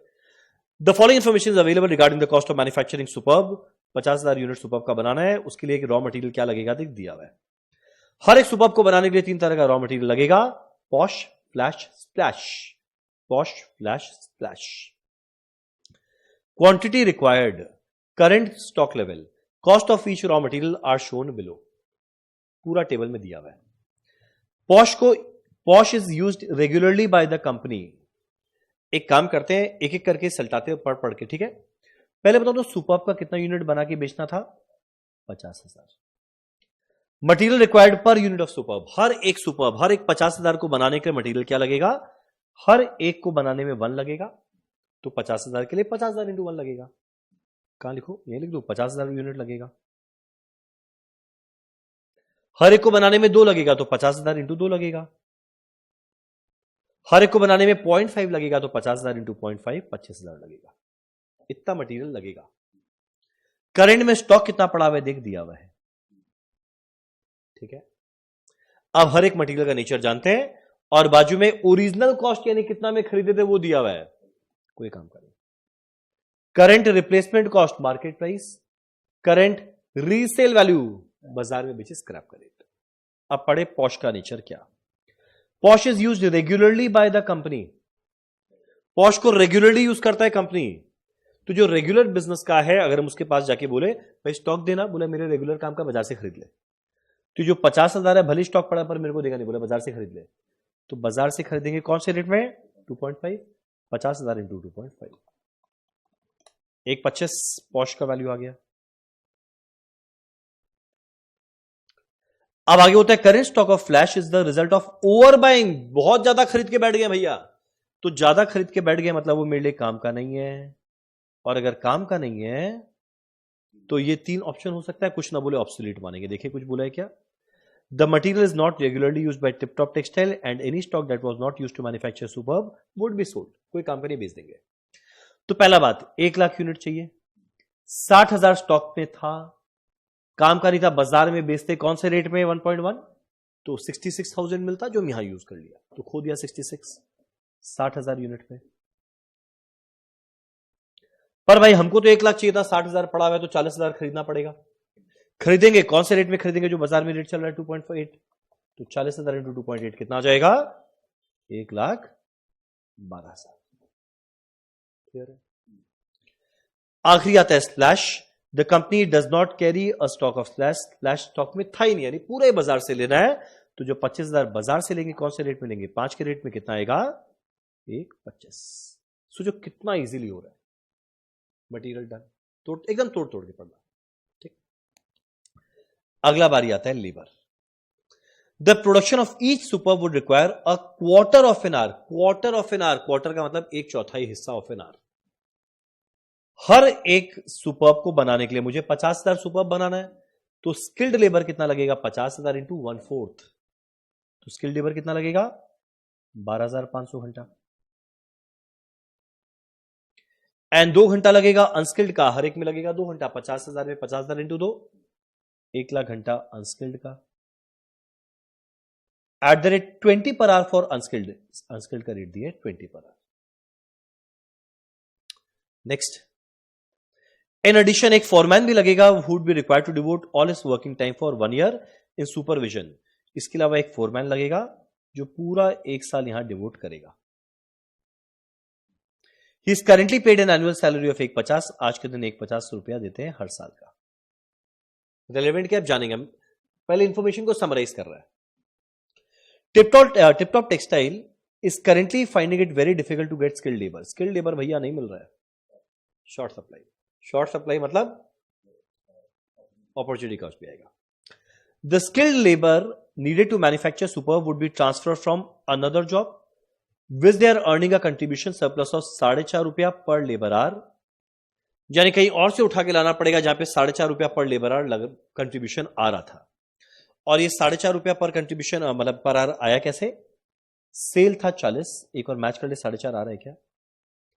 Selling price था 40 माइनस उसका वेजेस था 30, अदर वेरिएबल कॉस्ट था 5.5, देखो तो माइनस करके कितना आया? 4.5। It should not be possible to employ additional skilled labour during the coming year. इसके अलावा और स्किल्ड लेबर अवेलेबल ही नहीं है। तब इस केस में स्किल्ड लेबर मार्केट में अवेलेबल नहीं है, तो स्किल्ड लेबर पहला बात तो अवेलेबल नहीं है, तो पहले उसका जो वेजेस है वो रेलेवेंट, अगला जो मैं खोया वो रेलेवेंट। तो देखो स्किल्ड लेबर का वेजेस कितना था? 30 रुपीज पर आवर, तो 125 इंटू 30 नॉर्मल वेजेस। अगला हर घंटे में 4.5 रुपया कमाता था, जो खोया तो 12,500 में 12,500 इंटू 4.5 आएगा, यानी पता है रेलेवेंट कॉस्ट क्या आ जाएगा? पहले इसका नॉर्मल वेजेस 12,500 इंटू 30, 375। अगला opportunity cost 12,500 into 4.5, 56,250। Skilled labour खत्म। अब अगला बारी आता है अनस्किल्ड का। If superb are not manufactured, the company expect to have additional 2 lakh surplus unskilled labor hour. Unskilled labor hour का 2 लाख घंटा पड़ा है।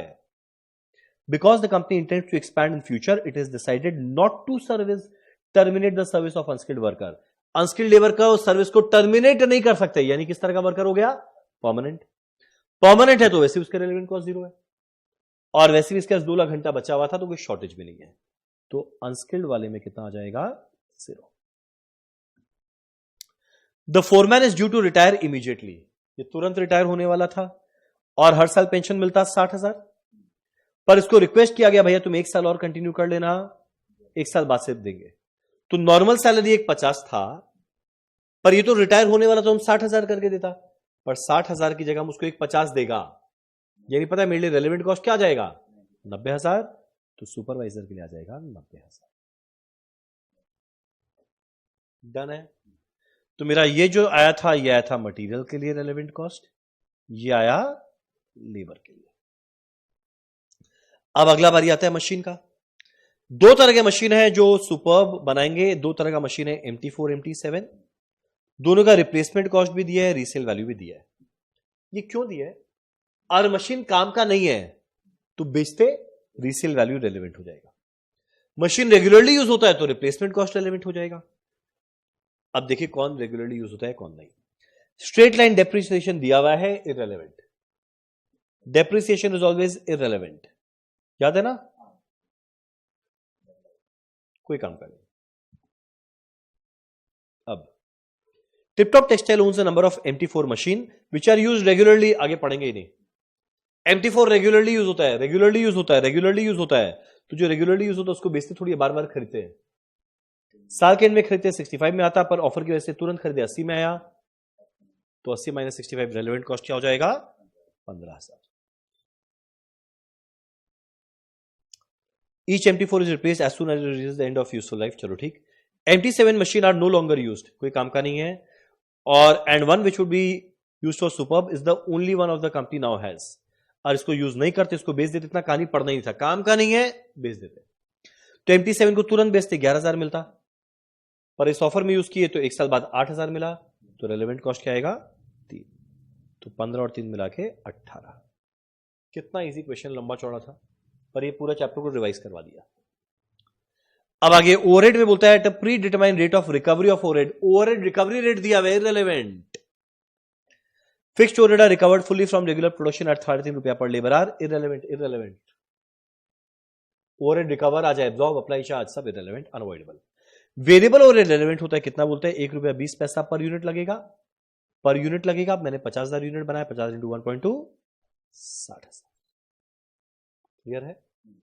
बनाना क्या था, कॉस्ट शीट बना लिए, सब रेलेवेंट कॉस्ट को जोड़ देंगे तो मटेरियल में 1,25 प्लस 60,000 प्लस 1,12,000 प्लस 1,25,000, लेबर में 375, 56, 250 प्लस 90,000। यहां पर आने वाला है 15 और 3 18, यहां पर आएगा 60,000, कितना आएगा, 10 21 250, 10 21 250।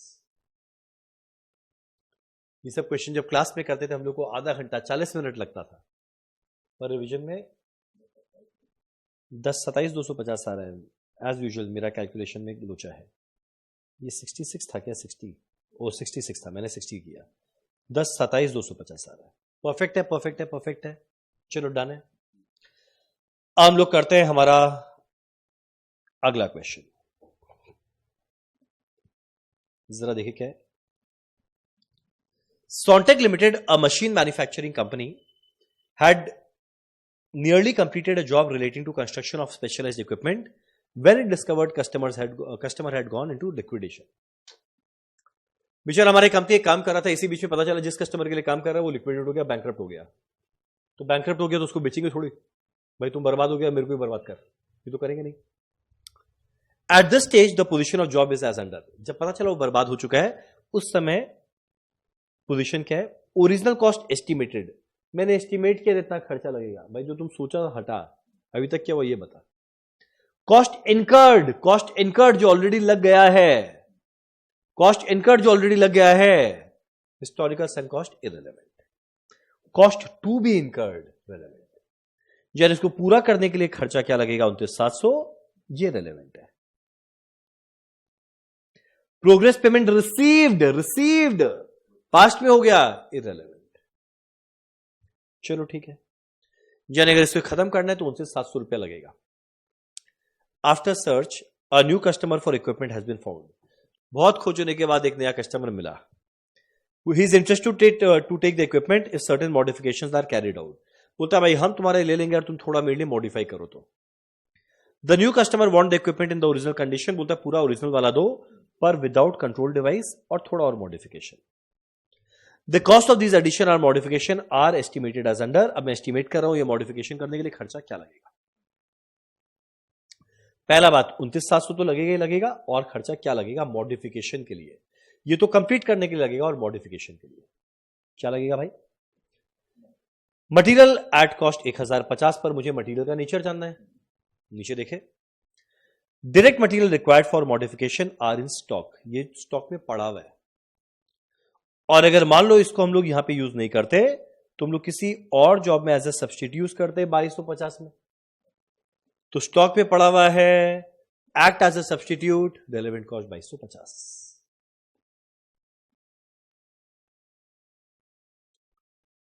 डायरेक्ट वेजेस बोलता है 3500 रुपए ये एस्टिमेट किया, पर आगे बोलता है डिपार्टमेंट इज एक्सट्रीमली बिजी, भैया वेरी बिजी। डायरेक्ट वेजेस 2500 लगेगा, अब एस्टिमेट किया पर असली में 2500 ही लगेगा, तो 2500 ही रेलेवेंट रहा। और सुपर बिजी है, बिजी है, हिंट दे दिया, बिजी है, यहां पे यूज करोगे खोगे, कितना खोएंगे, जो कंट्रीब्यूशन कमाता 3 रुपया 20 पैसा पर रुपये ऑफ वेजेस, हर रुपए ऑफ वेजेस में 3 रुपया 20 पैसा कमाते, तो 2500 रुपए के वेजेस में कितना कमाते वो खो दिया। कैलकुलेट करें कितना आएगा,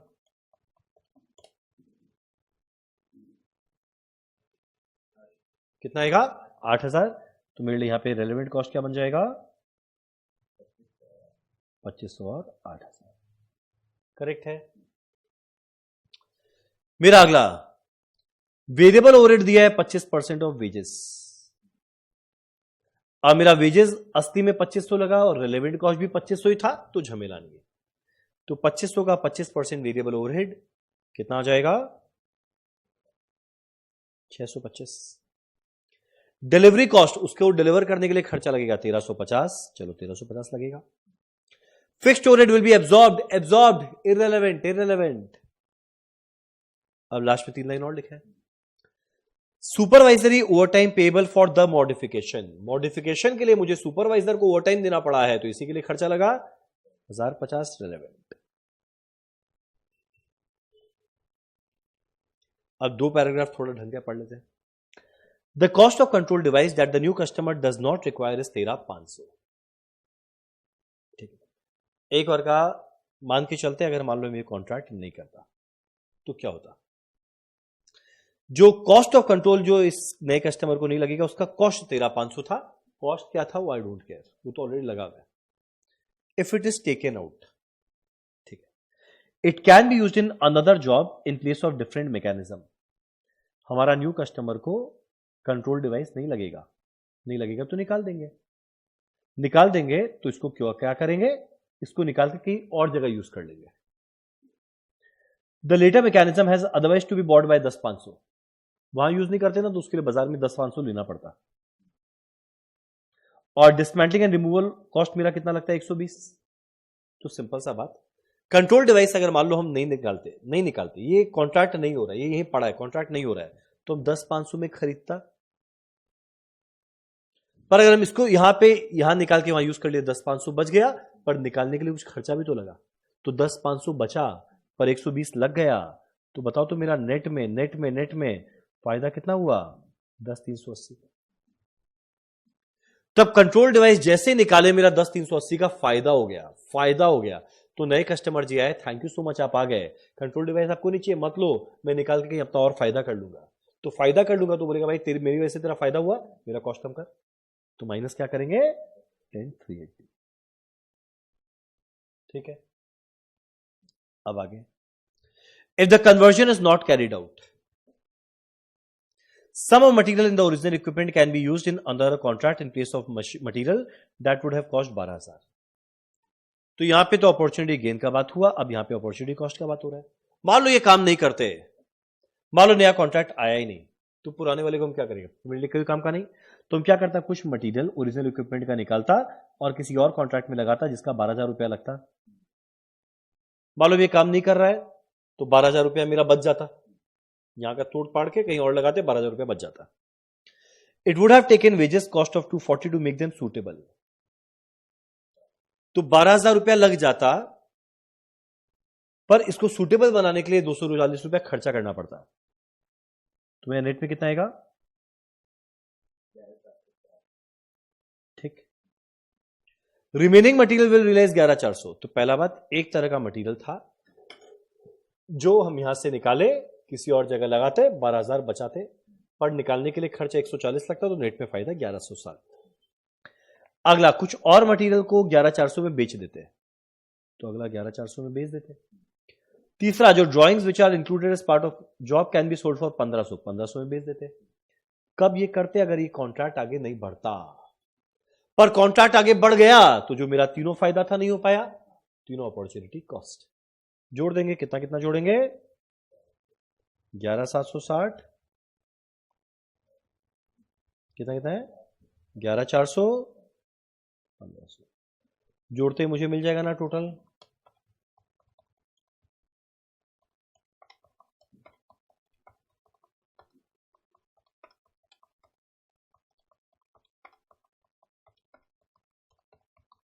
कितना आएगा ये,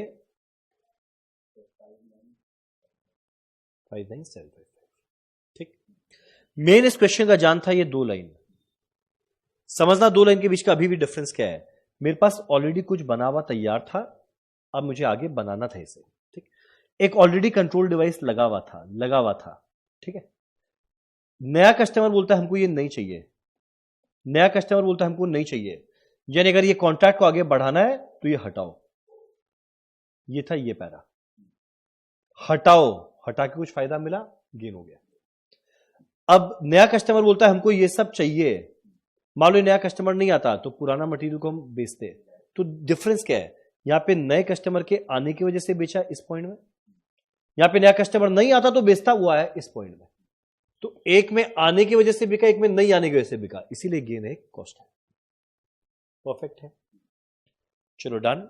इतना जगह किसके लिए छोड़ा है, छोड़ो, बस अब 3 क्वेश्चन और करना है। एक बड़ा प्यारा क्वेश्चन है अप्पू का, ब्लड बाथ अप्पू। देखिए क्या लिखा है, बहुत लंबा चौड़ा क्वेश्चन है पर इट्स अ लॉलीपॉप क्वेश्चन। फिर एक छोटा सा क्वेश्चन अपॉर्चुनिटी कॉस्ट, फिर last question relevant costing, that's it. I think ये बहुत ही कॉम्प्रिहेंसिव अच्छा रिवीजन हो गया है। चलो देखें, आराम से प्यार से पढ़ते हुए चले। The officers recreation, 6 number, the officers recreation club, है ना,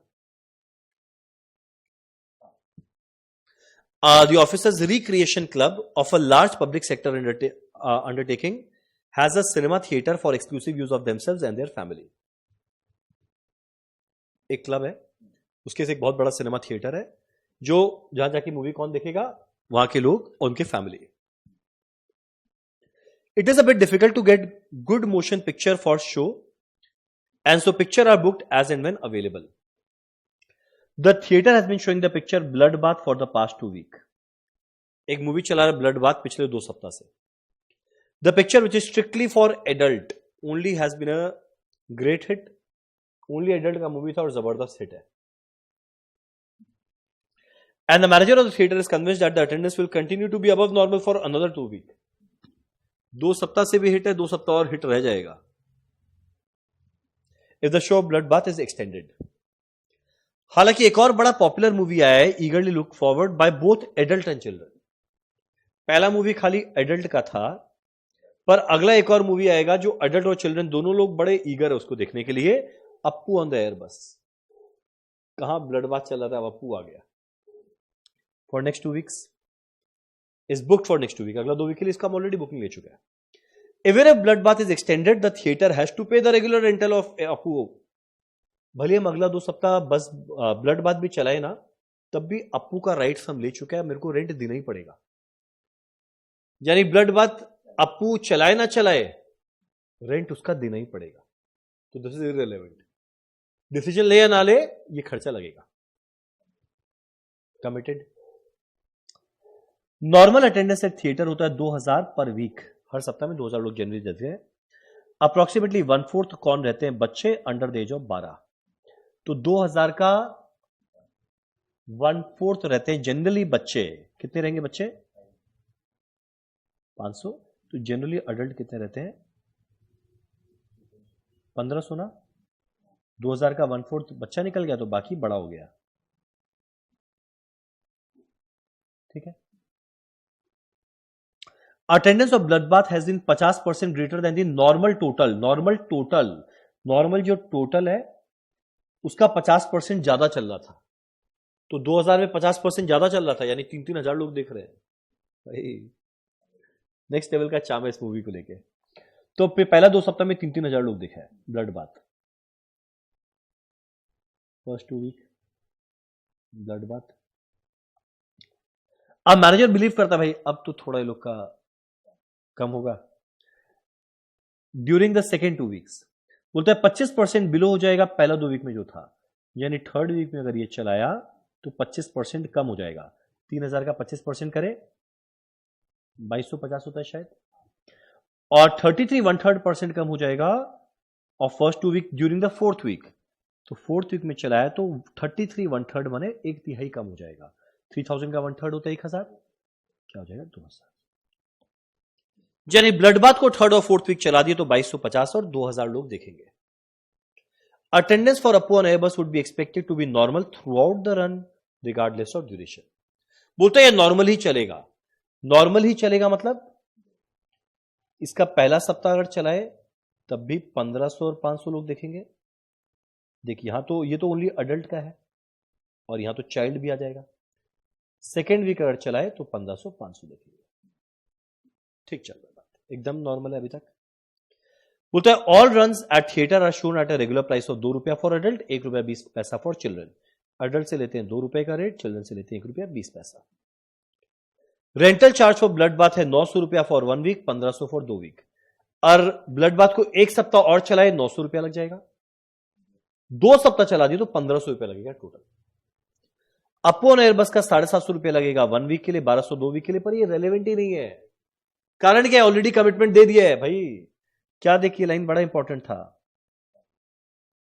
वो कहां गया लाइन, ये रहा। Even if blood bath is extended, the theater has to pay the regular rental of Appu. Appu का तो भैया देना ही पड़ेगा, तुम ब्लड बाथ चलाओ या अप्पू चलाओ, जो मन चाहे चलाओ, ये अप्पू का 750 या 1200 रुपया देना ही पड़ेगा। तो जो देना ही पड़ेगा वो क्या होता है, irrelevant। So this is irrelevant। All other operating costs are fixed, 4200 per week बोलता है, बाकी सब 4200 फिक्स्ड है, fixed cost is anyways unavoidable, irrelevant।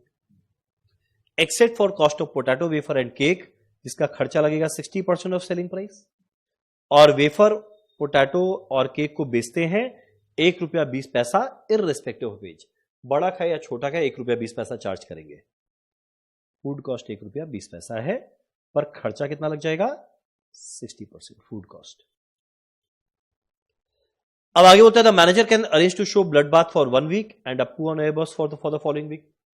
पहला ऑप्शन है ये 3rd वीक में ब्लड बाथ दिखाए, 4th वीक में अप्पू, या अगला ऑप्शन है एक्सटेंड कर दे ब्लड बाथ को 2 वीक और 3rd and 4th week blood bath, या ये अप्पू ऑन एयरबस दिखा दे 2 week, 3rd and 4th week Appu.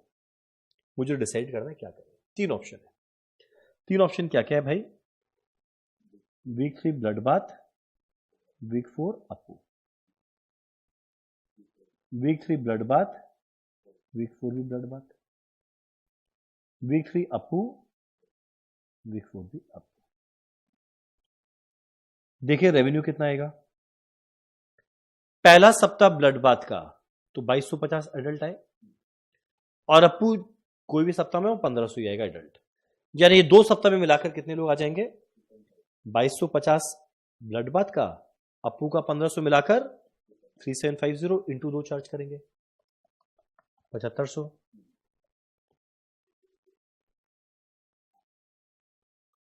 और बच्चा लोग का कितना चार्ज होगा 500, कौन से रेट में 1.2, मिलाकर कितना आ जाएगा 8100। अब ब्लड बाथ ही दोनों सप्ताह चला दे तो पहला सप्ताह में 2250 आएगा, अगले सप्ताह में 2000 आएगा, मिलाकर कितने आने वाले हैं, और चार्ज करेंगे 2 के रेट में 8500। अप्पू ही दोनों सप्ताह चला दे तो 3000 एडल्ट आएंगे, 1000 बच्चा लोग आएगा, तो 3000 एडल्ट आएंगे 2 का रेट, और 1000 बच्चा आएगा 1.2 का रेट, कितना आ जाएगा मिला के 7200। अब ये तो आया रेवेन्यू टिकट बेच के, खाने से भी तो रेवेन्यू आएगा, खाने से बोलता है ₹1.20 ले लेंगे, तो यहां पे कितने लोग आए 3750, 500, 4250 इंटू 1.2, 5100 आएगा खाने से। यहां पर आएंगे 4250 इंटू 1.5, इधर आएंगे 4000 इंटू 1.2, आया टोटल रेवेन्यू। माइनस करना है कॉस्ट, कॉस्ट क्या लग रहा था 60% खाने का लग रहा है, तो खाली इसका 60% लेंगे,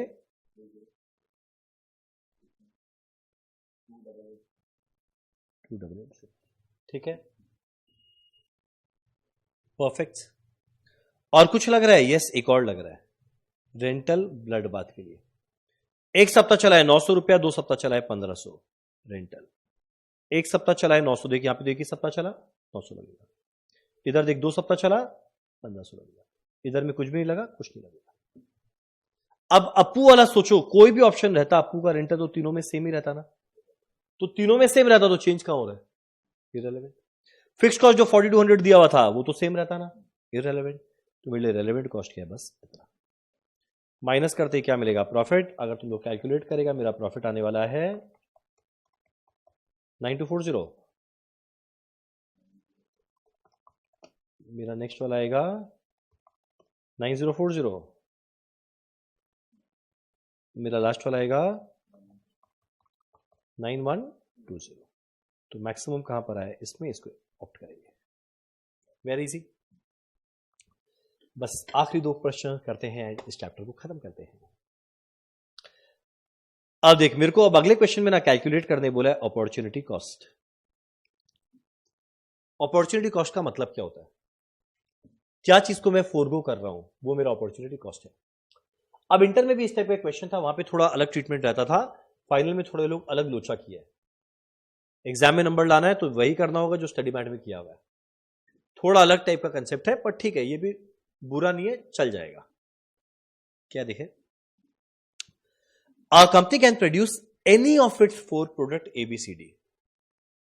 पहला लाइन ना बहुत काम का है, यही लाइन इसको अच्छा बनाया है। Only one product can be produced in a period and has to be determined at the beginning of production run। यानी तुम चारों नहीं बना सकता, किसी एक को बना सकता है, आइदर ए बनाया, बी बनाया, सी बनाया, डी बना। प्रोडक्शन कैपेसिटी दिया है 1000 घंटा, अब आइदर 1000 घंटा से ए बना लो, या बी को बना लो, या सी बना लो, या डी बना लो। Whatever is produced has to be sold and there is no inventory। जो बनाया सब बिक जाएगा, कोई इन्वेंटरी नहीं बचेगा। अब पहले लिखा हुआ है selling price per unit, variable cost per unit, तो भैया माइनस करते क्या मिल जाएगा, कंट्रीब्यूशन पर यूनिट। इतना निकाल ले, पहले वाले में 10, अगले वाले में 30, 40 आ गया। Number of unit that can be sold, कितना यूनिट हम बेच सकता है। पर आगे बोलता है number of hour per unit, number of hour per unit, हर यूनिट को बनाने में कितना घंटा लगता है। ठीक है, यानी 1 आर से बनता है 1 यूनिट, तो 1000 घंटे से कितना बनेगा, 1000 बाय 1, 1000 यूनिट। कितना यूनिट प्रोड्यूस कर सकते हैं, पहला देखते हैं ना, लिख देते हैं 1000 घंटा अवेलेबल है, हर एक यूनिट बन सकता है 1 घंटे में। ये होता है 1 आवर 15 मिनट, 1 आवर 15 मिनट। अब 15 मिनट को कन्वर्ट करना पड़ेगा घंटे में, हर घंटे में 60 मिनट, तो इसको अगर आर में कन्वर्ट करें कैसे होगा, 15 डिवाइड बाय 60 आर, कितना आएगा ये 0.25। 1 प्लस 0.25 ये कितना आएगा 1.25, ये भी कितना आएगा 1.25, और ये कितना है 2। तो अगर डिवाइड कर दे मुझे मिलेगा कितना यूनिट बनाएंगे, 1000, 800, 800, 500। मैं इतना यूनिट बना सकता हूं, इतना यूनिट बना सकता हूं। 1000 यूनिट बना सकते हैं, 1000 यूनिट बेच सकते हैं, तो कुछ खोए क्या, कुछ नहीं। कुछ लॉस ऑफ यूनिट हुआ क्या, नो। 800 यूनिट बना सकते हैं, 600 यूनिट बेचेंगे, कुछ खोए क्या, कुछ नहीं। जितना डिमांड था पूरा बना सकते हैं, पूरा बना सकते हैं, बना सकते हैं। 800 पर डिमांड 900 का है, बना सकते हैं 800 पर डिमांड 900 का है, तो भाई मन तो करेगा 900 बनाने का, पर कैपेसिटी नहीं है, तो खो कितना रहे, 100 यूनिट। बना सकते हैं 500 पर डिमांड 600 का है, तो 600 का डिमांड पर खाली 500 बना के बेच पाएगा, तो हम 100 यूनिट नहीं बना पाएगा। तो जो इनकम आ जाता पर हम खो रहा है, वो तो सी और डी में हुआ। कितना हुआ, 100 इंटू 40, 4000, 100 इंटू 40, क्या आया, अपॉर्चुनिटी कॉस्ट। तो थोड़ा अलग टाइप से है, बस एक बार किया होना चाहिए, एग्जाम में है तो करना है। डन, करते हैं आखिरी क्वेश्चन और करते हैं इस चैप्टर को पूरी खत्म। चलो देखते हैं क्या लिखा है। क्या लिखा है, Rontex limited builders has been offered a contract by Axion limited to build 5 special guest houses for use by top management. हमारे कंपनी को 5 स्पेशल गेस्ट हाउस बना अपने टॉप मैनेजमेंट के लिए, तो ये एवियम को रॉन्टेक्स को बोला भाई तुम बना ले। हर एक गेस्ट हाउस अलग अलग है। The contract will be for a period of 1 year and offer price 1 crore, 1 crore रुपए हम देने वाला है। In addition Axion limited will also provide 2 grounds free of cost for the purpose of construction. वाह वाह वाह, ये रॉन्टेक्स डिसाइड करेगा कि हमको 1 करोड़ मिल रहा है, हम ये काम करें ना करें। अब 2 जगह उसको फ्री में मिल गया, तो खर्चा तो नहीं लगा। Chief accountant has prepared an estimate on the basis of which he has decided the contract should not be accepted. Accountant तो ऐसी बेवकूफ होता है, बोला मत कर, पर हम रेलेवेंट कॉस्टिंग लगाएंगे। पहला, टिन टेक्न लैंड, 3 कट्ठा land, 3 ground at the rate 20 lakh रुपया ईच, 60 लाख रुपया निकाला। लैंड के बारे में देख, नीचे लिखा है total requirement of land 3 he ground का है। अब बताए एक बात, बहुत बड़ा कंफ्यूजन क्या होता है कि 5 गेस्ट हाउस है तो 5 कट्ठा लैंड लगेगा, नहीं, लिखा है total requirement of land 3 ground है। 3 ग्राउंड लिए मिलाए इसमें 5 गेस्ट हाउस बन जाएगा। सबसे बड़ा कंफ्यूजन यहां पर है। तो यह मत सोचना 5 गेस्ट हाउस हो तो 5 ग्राउंड लगेगा, 3 ग्राउंड है, मिलाकर एक बड़ा जगह बन गया, उसमें मुझे 5 गेस्ट हाउस बनाना है। तो टोटल, बेचारा क्लियर कट वर्ड भी यूज किया, total requirement of land 3 ground का है 20 लाख करके, जिसमें एक्सियान 2 ग्राउंड फ्री में दे देगा। तो भैया एक्सियान का, सॉरी बिल्डर का खर्चा क्या लगेगा, एक का ही लगेगा ना। तो भाई ये जो 3 × 20 60 लाख लिया है, अकाउंटेंट को चाटा मारो, 3 में 2 तो फ्री में मिल गया, तो एक ही तो लेना पड़ा, जिसके लिए क्या लगेगा 20 लाख। अब आगे ड्राइंग एंड डिजाइन है 7। देखो ड्राइंग डिजाइन के बारे में लिखा है, क्या लिखा है, these have already been prepared, already prepare हो गया, ऑलरेडी प्रिपेयर हो गया तो पैसा तो देना ही पड़ेगा, जब ऑलरेडी प्रिपेयर्ड है देना पड़ेगा, इससे कमिटेड कॉस्ट, रेलेवेंट कॉस्ट क्या रहेगा 0।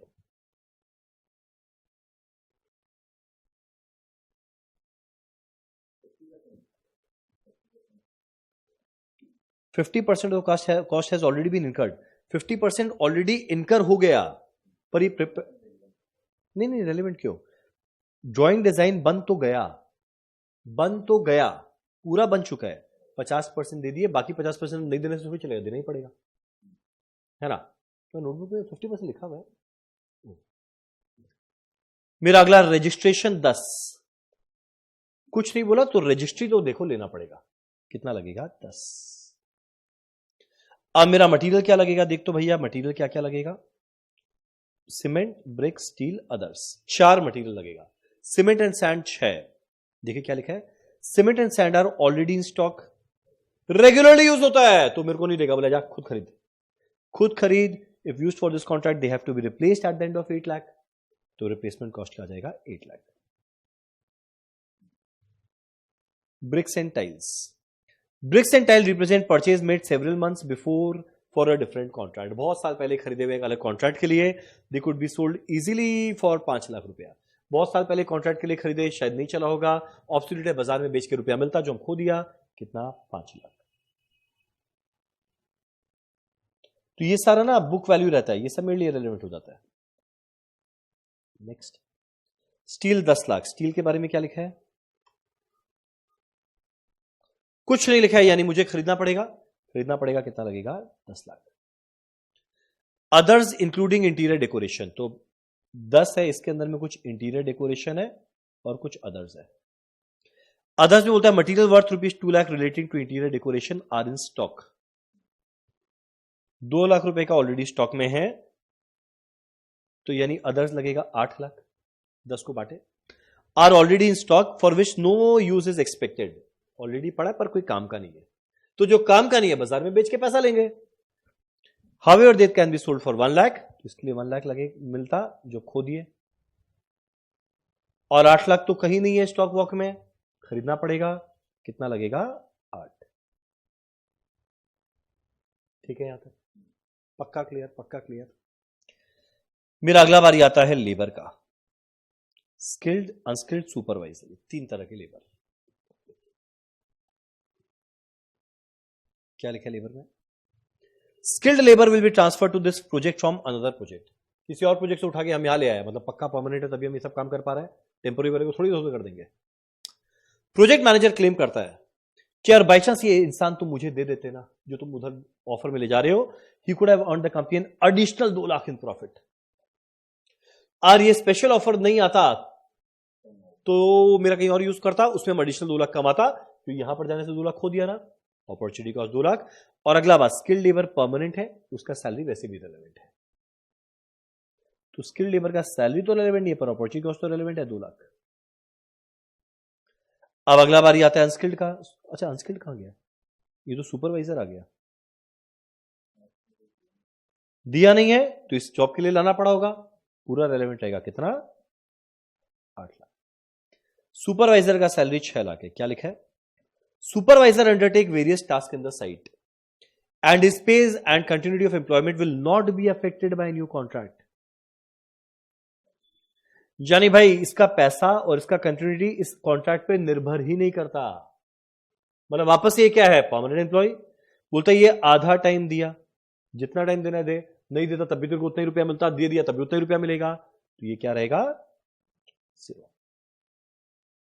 अब अदर्स में जनरल और डेप्रिसिएशन है,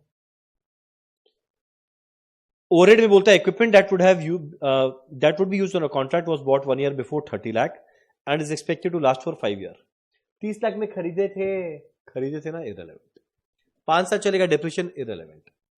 it can also be used on other contract and the current replacement is 23 lakh, in years time 25 lakh. तो कोई और में भी यूज किया जा सकता है। तो जब यूज किया जा सकता है तो क्या लेंगे, चेंज इन रिप्लेसमेंट कॉस्ट कितना आएगा, 25 और 23 का difference 2 lakh. Next, general overhead include both specific and absorbed overhead. General overhead कितने का था, 12 का था। अच्छा, पहला बात डेप्रिसिएशन भी रेलेवेंट है। अब होता है जो डेप्रिसिएशन जनरल ओवरहेड है, इसके अंदर में स्पेसिफिक भी है, एब्जॉर्ब भी है। और ये कॉन्ट्रैक्ट नहीं करते, 15 नहीं, if contract is not undertaken 5 lakh avoid कर देते। तो 12 में से 4 अवॉइड कर देते, 8 अनअवॉइडेबल था। अनअवॉइडेबल तो एनीवेज लगने वाला था, रेलेवेंट। रेलेवेंट क्या रहेगा, 4 लाख। क्लियर है? और कुछ बचा है? यस, लास्ट लाइन में एक और बात लिखा हुआ है। क्या लिखा हुआ है, Rontex limited has also on hand another project. एक और प्रोजेक्ट हाथ में है, which would not be executed if the contract from Evian were to be accepted। अगर इसके कॉन्ट्रैक्ट को कर लिया ना, उसको सैक्रिफाइस करना पड़ जाएगा। इसको करने पे वो सैक्रिफाइस करना पड़ जाएगा, यानी ये कर रहे हैं तो हम कुछ खो रहे हैं, तो अपॉर्चुनिटी कॉस्ट है। तो उसमें हम कितना प्रॉफिट कमाते हैं, 10 लाख जो हम खो दिया, तो ये भी क्या रहेगा, रेलेवेंट। जैसे ही सबको जोड़ देंगे,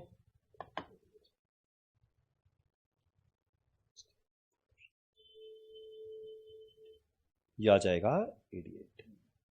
तो 88 लाख लगेगा रेलेवेंट कॉस्ट पर, भैया 1 करोड़ रुपया मिल रहा है, अभी 12 लाख का फायदा है, एक्सेप्ट करेंगे। चलो डन। चलो इसी के साथ हमारे ये चैप्टर का बहुत ही डिटेल्ड रिवीजन मैराथन होता है खत्म। मेरे ख्याल से ये 1 आवर 40 मिनट हमें लगा। ये 100 मिनट तुम लोग डिवोट करोगे, कोई भी क्वेश्चन आए तुम लोग हंसते खेलते अटेम्प्ट कर पाओगे। चलो डन। इसी के साथ हमारा ये वाला रेलेवेंट कॉस्टिंग मैराथन होता है खत्म।